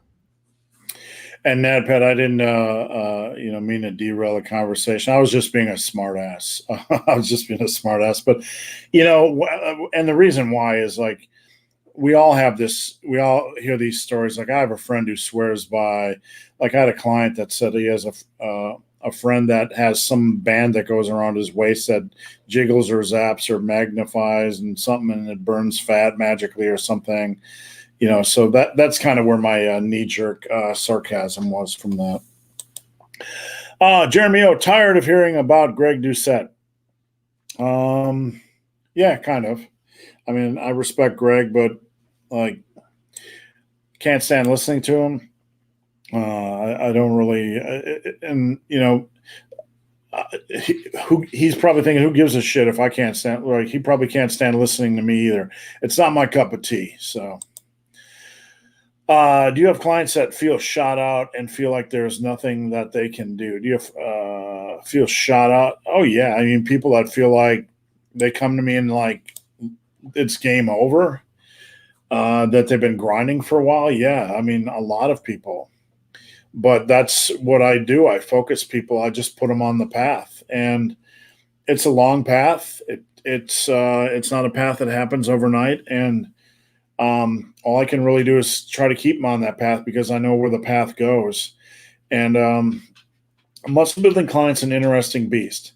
Either you put them on the path and they get that they're on the path, and then they can go their own merry way on the path, or they get on the path and they doubt that they're on the path. So that's a lot of paths. Kip, Steve's approach makes sense. Focus on big compound movements with isolated mix into it. Train hard, can't go wrong. That's basically about it. When trying to get my squats from 70 kilograms to 160, is calf training worth it? I'm going to let Robert take this dance partner out on the floor, and then I'll get into it. 70, is calf training worth it? Or should I focus on the importance? That's two different things entirely. I mean, it's like saying, I want to cook chili. Should I order pizza next Thursday? Yeah, look, no. The answer is no. Well, is it worth it? I mean, building a strength base is kind of, head to toe. I'm all for that. Do you have to obsess about calf strength? No. That building your squat from 70 to 160 is going to be more here than anything, and more learning form. That's what you should obsess about. I had a client the other day who was like, shit, 275 feels heavy on my back. Like, get used to it, man. Because even when I was squatting 600, 650, 315 still felt heavy because it's still 315 pounds. So focus on form. Don't just do your calf work if you want to do your calf work, and just move on. Great to have Brian Johnson back in AC/DC. Well, I don't know what's going on. I guess he wasn't with the band for a while, and now he's back. All I know is Eddie Van Halen died. Yeah, that's depressing. Yeah. So, anyone use pre-workout vapes? Is that still a thing, Robert? I'm not sure. I wasn't aware there was a huge market for vapes. As far as pre-workouts, I'm gonna look up what it is right now, because it puts the website V-Rush Vape Pre-Workout Cartridge, $45 for one of them. Doesn't tell you anything that's in there. There are no supplement facts on the actual site. It says full spectrum, clinically proven active ingredients to boost energy, focus, and pumps. See ingredient page for full detailed list. Let's see. What are their dosages? Lists that it's got agmatine sulfate, citrulline malate, beetroot, tyrosine, theanine, taurine, caffeine. They say 3 milligrams when inhaled is equivalent to 200 milligrams orally. I would like to see a study citing that. How can you, Robert, inhale that and get in the dosages? I don't think you could, especially if something like citrulline malate, which needs 6 to 8 grams. Tyrosine needs 2 grams. They don't have creatine in there, right? No, there's no creatine in there. So, like beta-alanine, things that actually require for you to pound some actual grams. Yeah, this stuff, I mean, it's glorified caffeine. I wouldn't recommend doing that. The research on vaping isn't very positive. I will say that. I would say if you're going to try main gaining, this would be a good compadre for your day. I mean, why make things more difficult than they have to be? Yeah, I'm not a fan of vaping. Yeah. Well, I would say, Robert, and if this is fair, vaping issue aside, it's limiting. You can't get in some of the certain ingredients that are staples that you probably should get in. And things like citrulline malate, how are you going to vape grams of that stuff? Exactly. Yeah, it's going to be a glorified caffeine high. Yeah, I'm not. It seems expensive for a one-off. So yeah. Yep, bonk that. Jim, sardines. Yes, good source of omega-3 fatty acids, low in mercury. Yes, good. They're a small fish too, so yeah, they're a good quality source of protein. Favorite and least favorite muscles to train, Robert? I'll let you start. The outer aspect of my upper left quad. Calves. Some new stuff. I don't know what's going on. Calves, probably. That's probably my least favorite muscle to train, just because I end up tacking it onto the end of my leg workouts, and by the time you finish doing all the squats, lunges, heavy Bulgarians, my brain doesn't feel like doing calves, so it's a lagging muscle group for a reason. Yeah, I mean, when you look in my bucket of fucks, it's completely, there's no fucks given for calves or abs, really. And favorite would be quads or back. Those are my favorite muscles to train. Now, people will say, oh, big, hairy, ugly dude, like abs, like core strength. I mean, basically, once you build up a core strength and you're able to do a plank for 2 minutes, some ab wheel rollouts, you have enough, combining that with all your compound movements, your core is pretty strong functionally. And anything you want to do beyond that, go right ahead. But with core strength stuff, most people just waste time doing a lot of bullshit they don't really need, or doesn't really strengthen their core. So the thing there's a difference between least favorite muscles to train, and I will say people that train muscles that trigger me. And number one on that list would be neck. I really find this to be a waste of time. If you just train normally, your neck's going to go up in size. Plus, we have the whole issue with the average trainee can't figure out how to squat, and then you're going to give them neck, exercises. I mean, I would rather see somebody that knows neck exercises teaching neck exercises properly. And in addition to that, neck size is tied into sleep apnea. Just that girth around your neck. So I really don't want to see anybody contribute to that. So neck exercise, man, I'm so over that stuff. I don't know. Yeah. Any thought? Okay, we did that already. Thoughts on dynamic push-ups and handstand push-ups? Any thoughts, Robert? Handstand push-ups are good for, if basic push-ups are too easy for you, yeah, starting to progress to decline push-ups where your feet are elevated on a bench, box, step, or ottoman. And then you can eventually work into handstand push-ups, wall-assisted handstand push-ups. It's progressions for your shoulders and pecs. I like them. I work on wall handstand push-ups, mostly handstand holds. Push-ups, the handstand push-ups are a daunting feat if anybody's ever tried them. Dynamic push-ups are kind of cool just for like an athletic type of feat. I wouldn't put them more as a muscle builder exercise. I think there's better push-up options for that. Dynamics are more of like you want to work on power, explosiveness, or just kind of like a fun trick to do. Robert, now as far as progressions go, talking handstand push-ups, have you ever messed around with the pike press? Oh yeah. Yeah, that's in my pushing workouts. After I finish with like the heavy dumbbell presses and whatnot, I'll go on to body weight stuff. I've always liked to add one body weight exercise in each workout day just for fun and variation. And pike presses are something I used to superset with when I trained at the Tiger Fitness gym. I'm not coordinated or strong enough to do a handstand push-up. So yeah, and if you have like push-up handles or like any kind of push-up handle or even dumbbells, you get that extra little range of motion to where it makes it that much more miserable to do the movement. Yeah. And then you elevate your feet on a chair or like the kitchen counters where I put my feet when I'm doing the pike push-ups. So yeah, it's good stuff. Oh wow, Robert, what's up, man? What's up, Apostolos? Robert De Niro. All right, what do we got here? Thoughts on Sean Nalawani's Real Science Athletic Supplements? I didn't even know Sean had a line. Interacted with Sean a little bit on DM on Instagram, invited him to the channel, but I didn't even know Sean had a line. I have a cursory, I keep a cursory look on Sean, but no clue about the line. Is this anything you've come across, Robert? I'm pulling it up right now. Real Science Athletics. I mean, I've seen a bunch of his other fitness stuff, and it all seems pretty sound, so I'm sure there's nothing too crazy on here. Let's see. Pure Form is pre-workout. That's usually a good barometer for somebody's line. Let's see. We've got 6 grams of citrulline malate. That's a quality dose. 3 grams of tyrosine, quality dose on that. 200 milligrams of caffeine. It's a good lower stim option.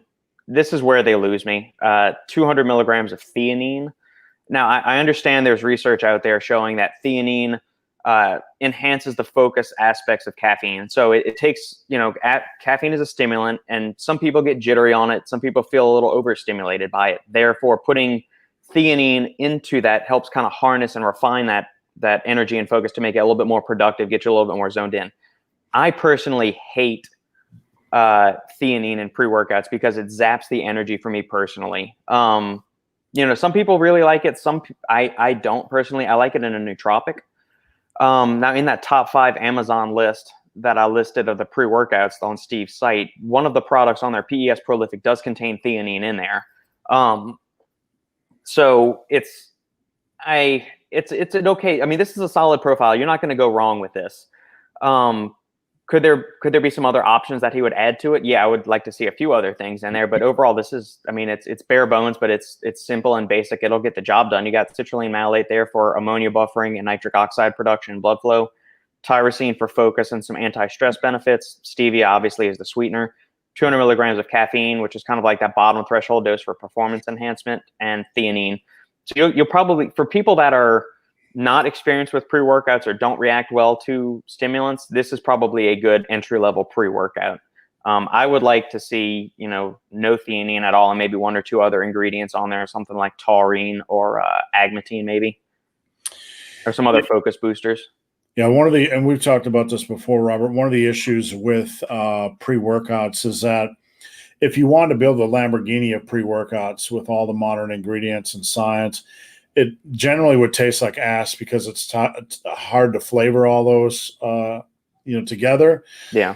And the base cost, is going to be really, really high. So there are probably, you got to factor those into pre-workouts. There's a balance between flavor, cost, and effectiveness. So when you just got to do your research. That's why guys like Robert are so invaluable. It's hard to weed through that sea. Yeah, his multivitamin's not too bad. He uses good forms of the vitamins in there. It's very bare bones compared to what you'd see in a lot of other supplements. It's missing some of the other important things or other fun ingredients you would see. There's different minerals and other additives. So it's not a bad. No, his line's good. I'm just surprised he has a line because lines are just a nightmare and a logistical headache and a time sink. So, Neo, one of my clients, what's going on, Neo? Joy Pass, thoughts on Mutants pre-workout madness? Not heard of it. Yeah, just pulled this up. Mutant, I believe, is a Canadian company. Overall, so it says the Mutant Madness formula. It's a 5-gram blend of everything. And so they list individual amounts of certain of the ingredients on there. But so here they have 1,500 milligrams of a combination of citrulline malate and arginine hydrochloride. Arginine has been shown to be a bunk nitric oxide boosting ingredient. So you got 1,500 milligrams of citrulline malate and arginine. The clinical effective dose, or the research-backed dose of citrulline malate, is 6 grams. So you'd need 4 times this amount just to get that. Taurine and tyrosine, 1,000 milligram blend of just that. And the dose of taurine you need is somewhere between 2 to 3 grams at a minimum. Tyrosine, same thing, 2 to 3 grams. So that's, you're getting a sixth of the active dose. 300 milligrams of caffeine anhydrous, 80 milligrams of dicaffeine malate, 40 milligrams of caffeine citrate. So you're going to get a total of 375 milligrams of caffeine in every scoop of this. That's a lot. You got 30 milligrams of theanine, so that's low dose of theanine. So you'll still get a very prominent kick. This powder is basically just glorified caffeine. I'm not a fan of this formula at all. The performance enhancers are not good. It's all just caffeine. That's all you're really getting here. That's it. Nothing else. Sorry if you guys got a little background noise. I was researching Brian Johnson. He had hearing loss, and he was doing some experimental treatments, AC/DC Brian Johnson, and apparently he's coming back. And then it kind of jogged my memory that Axl Rose tried to sing for AC/DC for a while. I do remember that, yeah. So I don't know. I don't really – I love these guys growing up, but, now that they're like 65 or whatever, I don't really pay much attention. I bought a 6-pack of frozen White Castle about 2 months ago, and I still haven't lost enough weight to eat them. Oh, you did. All you need to do is go out for gobble those down and go out for like a 5-mile hike. You're good. Peanut butter jam sandwich is better. Nah, dude, you got to try the Burgatory Burger.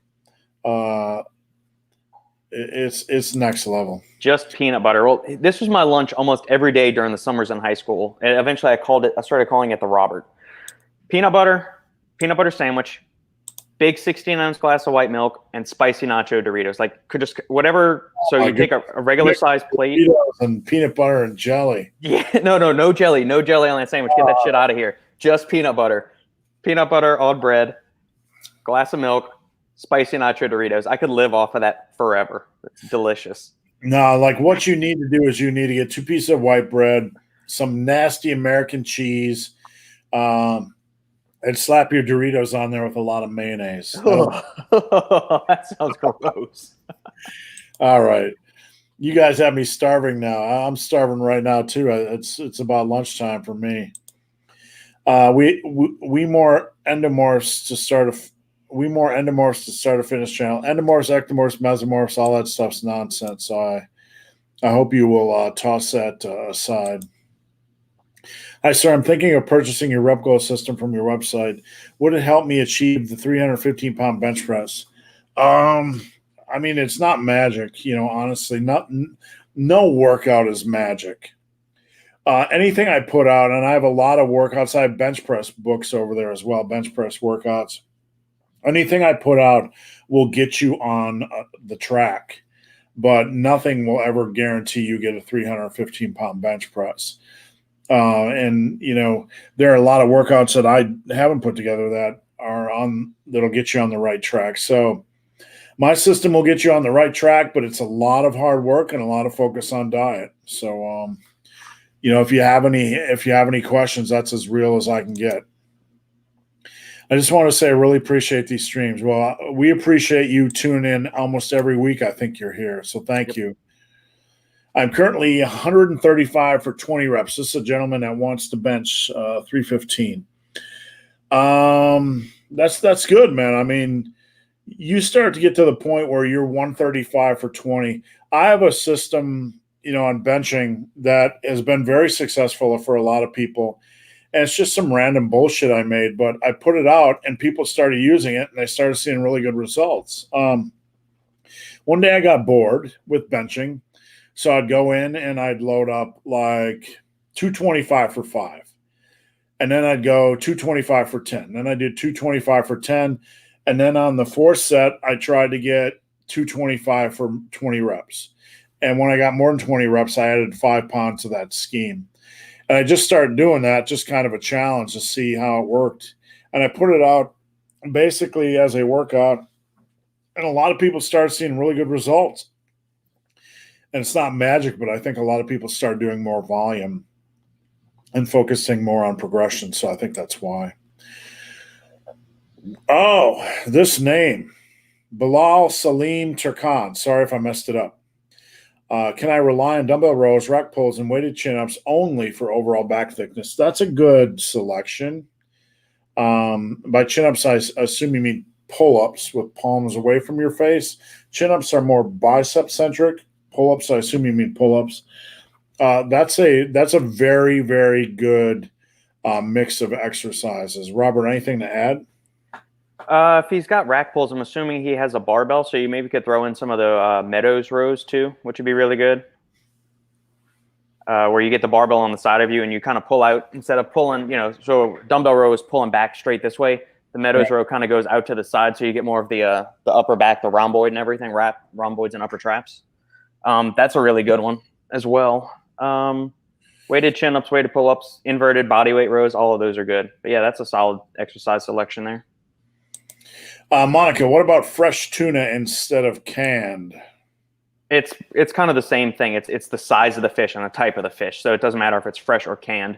The mercury comes from the fish living in the water. So the manufacturing process doesn't add more mercury to it. If you're curious to go see the exact species of tuna that you're buying, head over to seafoodwatch.org. Let me share my screen real quick, Steve, and I can show them what I'm trying to do here.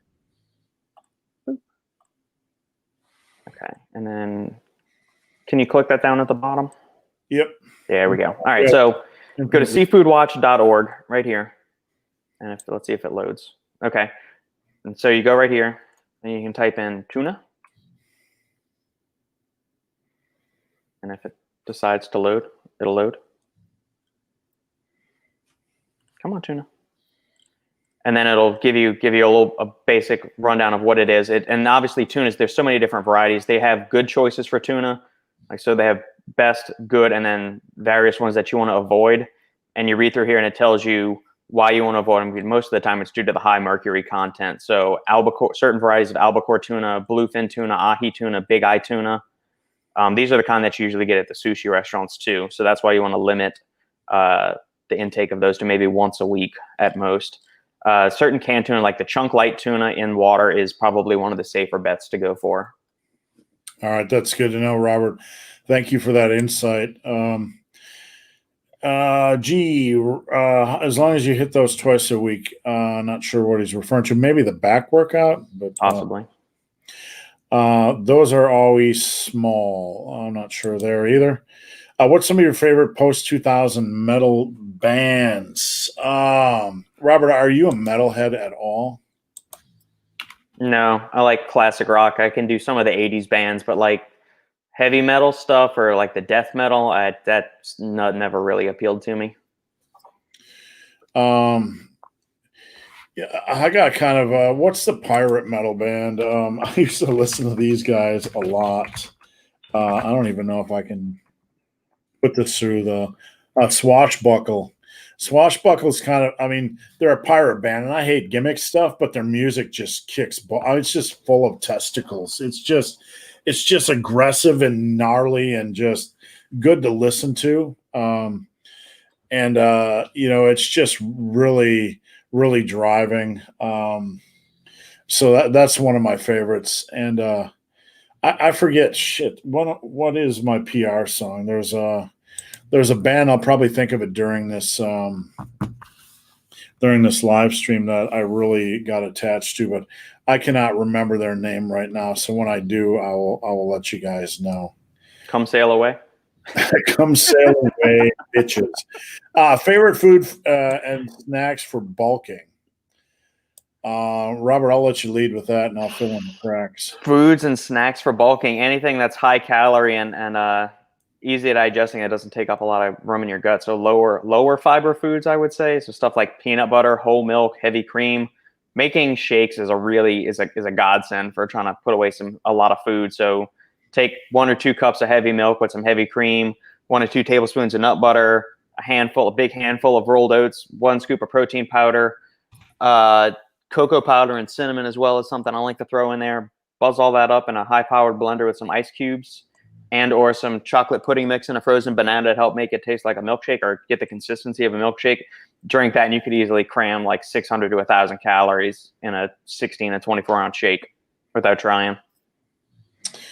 Yeah, for bulking, like one of my go-tos is I encourage people to keep some heavy cream around the house and toss in an ounce into a protein shake. If you've ever tried an ounce of heavy cream in a protein shake, it's going to change your life because it really changes the flavor for the better. And sometimes it can help a really crappy protein powder taste a lot better. Yep. And obviously sour cream and cheese, you can add that to a lot of things, and that just is always tasty. Who doesn't like cheese and sour cream? Yeah, get some fattier cuts of meat too. Don't just go for chicken breast. Go for chicken thighs. Go for like the 80-20 ground beef or the 90-10. You don't have to get the 93-7 or the 96-4. Get fattier foods. Eat some red meat in there too. That's one. And nuts and seeds. Have a little avocado. That little stuff really adds up. Peanut butter. The shakes you can make. Adding a little bit of peanut butter, a little bit of heavy cream into just a protein shake can really kick the calorie content up a little bit. Maybe we need to come out with a healthy recipes and a bulking cookbook, Steve. Maybe we need to put that together. Yeah, we'll put that on the to-do list. No problem there. What do we got here? Fit with bad genetics. I went from 150 to 203 years, but still look small. I'm 6'5".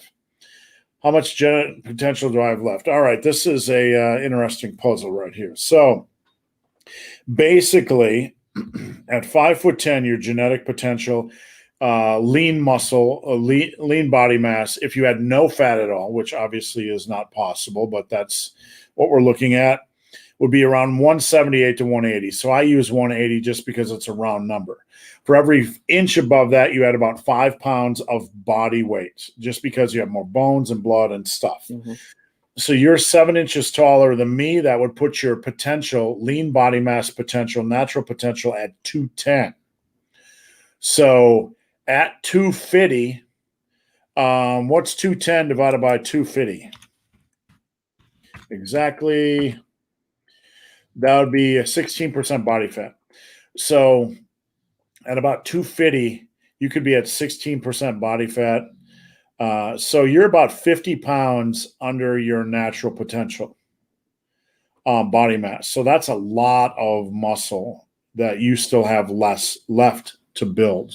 I'm not saying you have 50 pounds of muscle to build, but still, all things considered, if you were 5'10" like me, you would be 165, which is still rather lean. You know, it's not super muscular. So let's put it that way.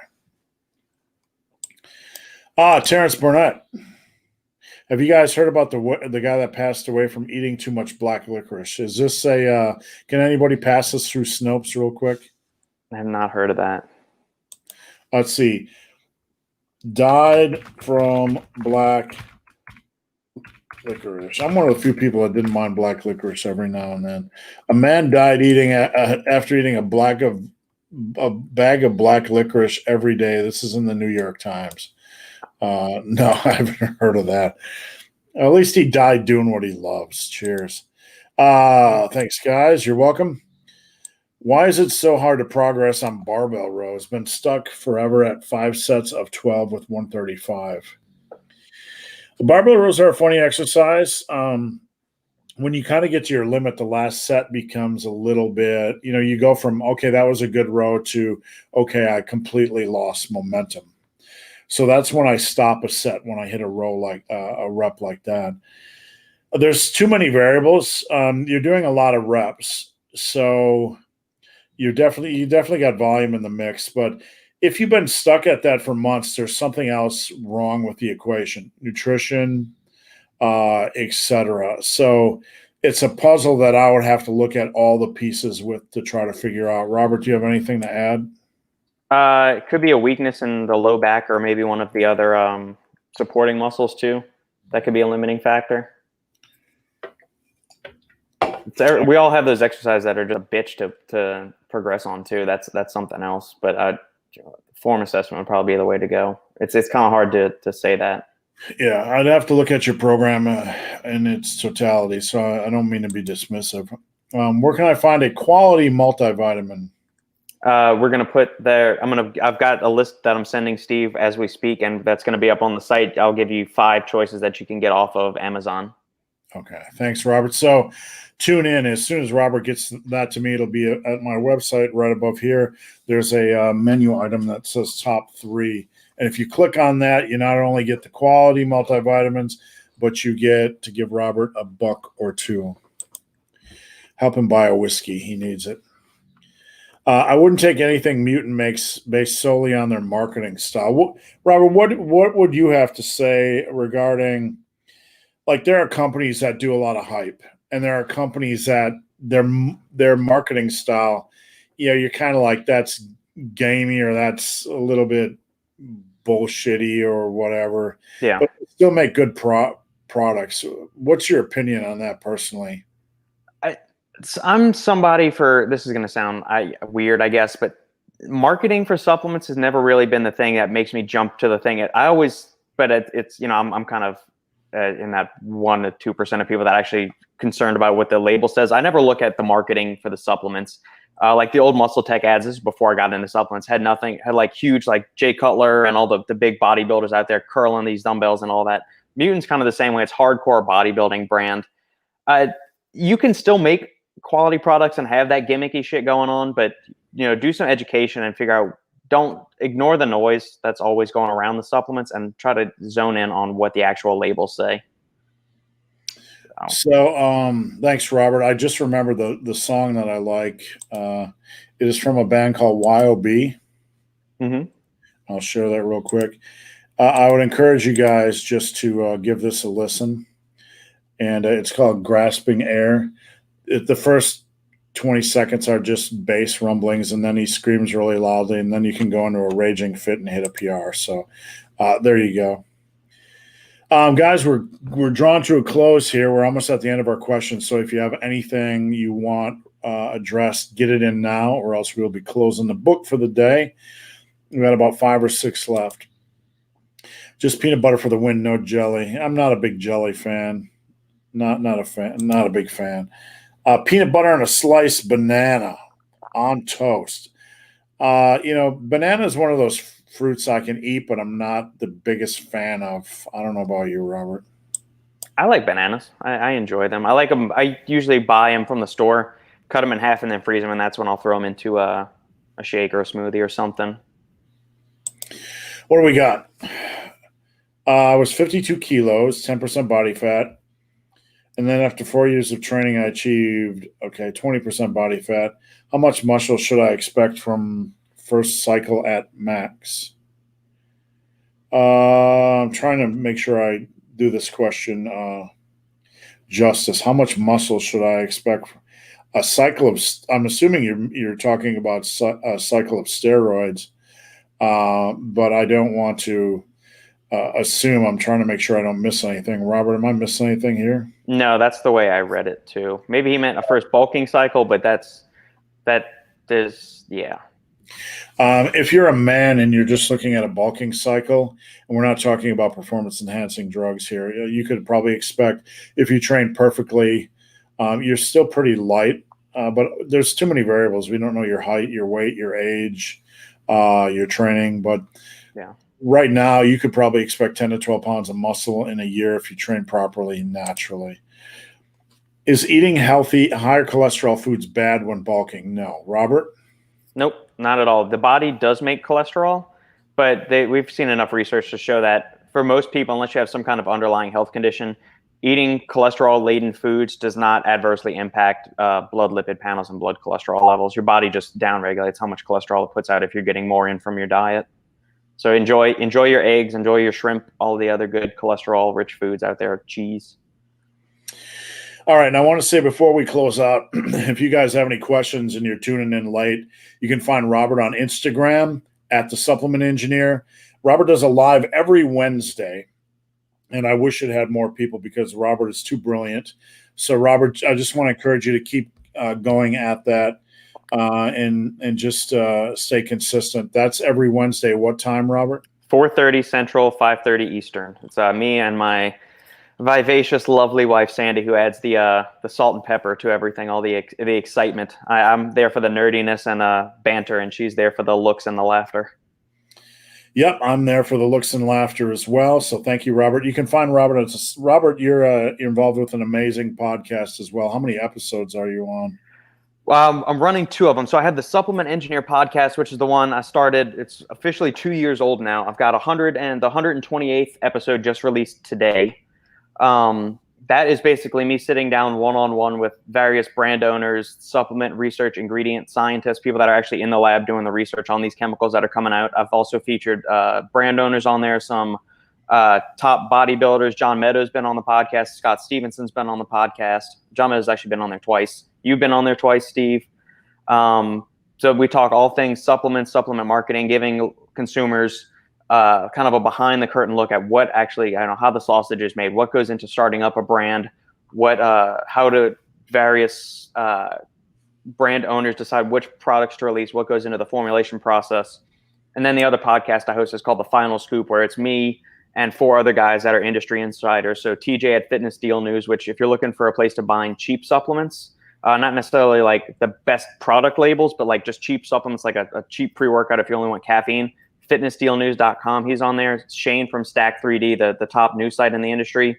Lucas Rutkowski, who is a manager for one of the major supplement distributors in Europe, and Robert Samborski, the owner of Apollo Nutrition and a Muay Thai fighter. It's the 5 of us. We get together every Saturday and report with a podcast that debuts every Tuesday, where we kind of recap the week in supplements. So what new products I've released, what are the major stories, what are the major headlines, and we also have a topic or two, just like, we think what's the future of trade expos? Do we think those are going to be happening? So that debuts, that we're on our 15th episode of that. That's a new collaboration that we've started this year. So the podcast is available on all the major things. So every episode is published to YouTube on the supplementengineer.com website. Also iTunes, Spotify, Podbean, Stitcher, Google Play, Amazon Podcasts, all of those. It's basically, if it's a major podcast streaming platform, just search Supplement Engineer Podcast, and it'll bring you to both sets of episodes. Now, Robert, I'd like you to do me a favor. Whenever you have a new episode live, just send me the link on WhatsApp, and I will post it on my community tab on this channel so people can, so we can get you a little bit more exposure for that. I appreciate it, Steve. Not a problem. Monica, natural licorice root is the issue, not the flavored crap most associate with licorice. So basically, people are ingesting a ton of natural, or he was a ton of natural licorice root. I'm not familiar with that ingredient. Are you, Robert? I've seen it in a few various supplements, but not something I would recommend. All right. So what do we got here? A couple questions left. Is it pointless to put dextrose in my post-workout shake if I'm not on insulin? It depends. If you are only training once a day, you don't need to be worried about immediate glycogen replenishment, just because glycogen refueling is a 24-hour process. So provided that you're only training once per day and you're not training until the same time the next day, your glycogen will be fully restored. And plus, a regular resistance training workout isn't all that glycogen depleting. Even when they've had experienced trainers doing supersets to failure, they only depleted between like 30 and 40% of their muscle glycogen. So, provided you're doing a typical resistance training routine that's lasting somewhere between 45 to 75 minutes, you don't need to overly be concerned with slamming a bunch of simple sugars immediately post-workout. Just go have, you can do it by all means, but there's not an immediacy or a need to. If you just go have a solid meal, that's fine, and you'll be all set. Thank you, Robert. Fit with Bad Genetics is back. How long would it take to go from 200 to 250? Here's the thing you need to understand. The more muscle you put on, the less muscle you have to build. It's not linear. It's not you don't build 10 pounds every year. Each year, the cup, all right, of what you have, if you just started muscle building, you would have this much, okay?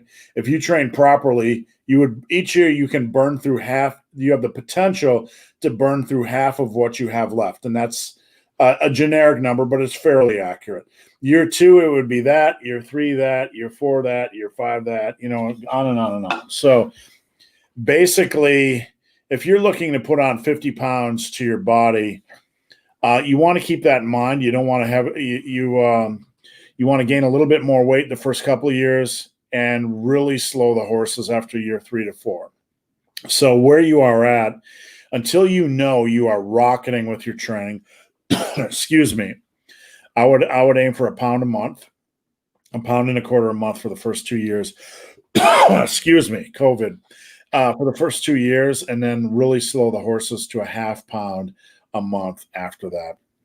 And you might have to put in a few cuts to drop a couple pounds of lard, but it won't be much.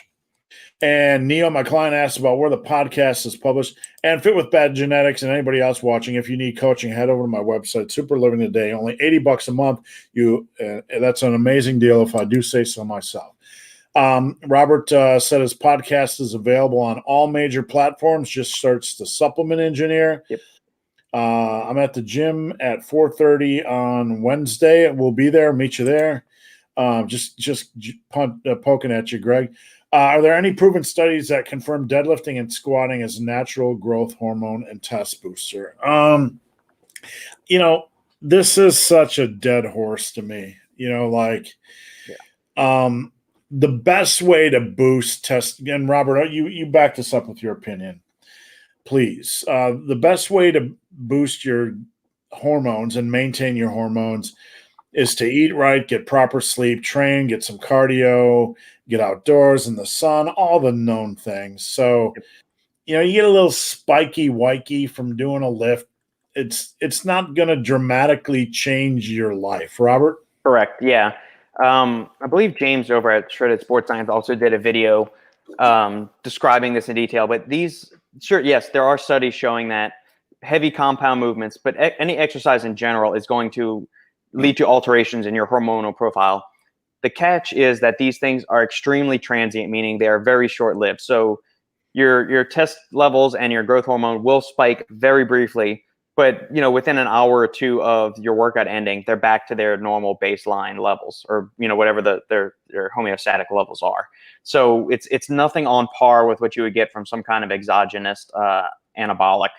It's yes, they do have studies showing that heavy compound movements and intense exercise does increase hormone levels in the body, but does it have any meaningful benefit in terms of giving you super physiological levels of these hormones akin to what you would get by sticking a needle in your butt? No.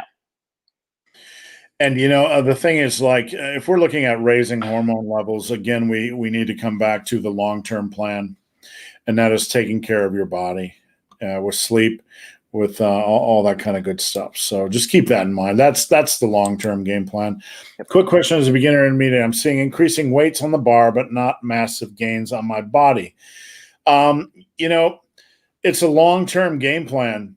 You got to stick with it in the long run. Over a month or two, you can see progress, and you think you're not making progress on your muscle size.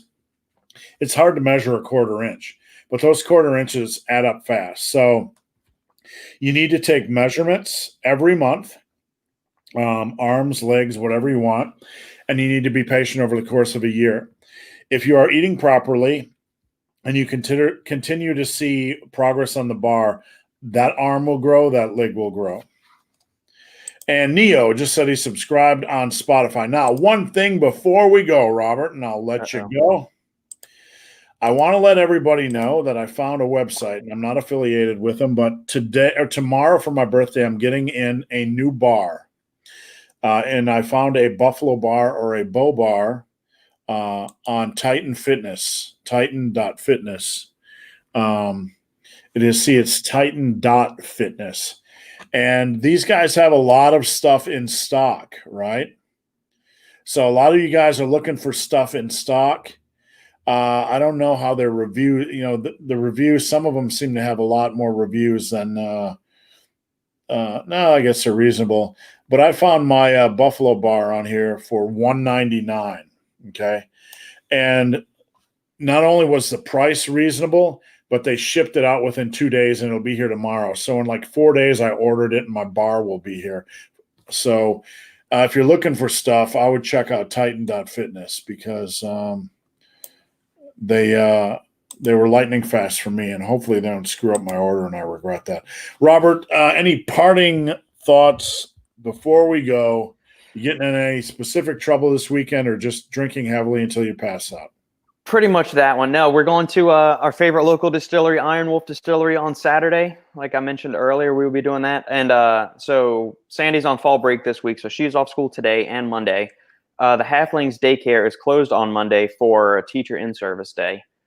So we've got her all day Monday. So which means we're going to go out to Sweetberry Farm in Spicewood, which is, or actually no, it's in Marble Falls. It's a little bit past where our distillery is that we like to go to.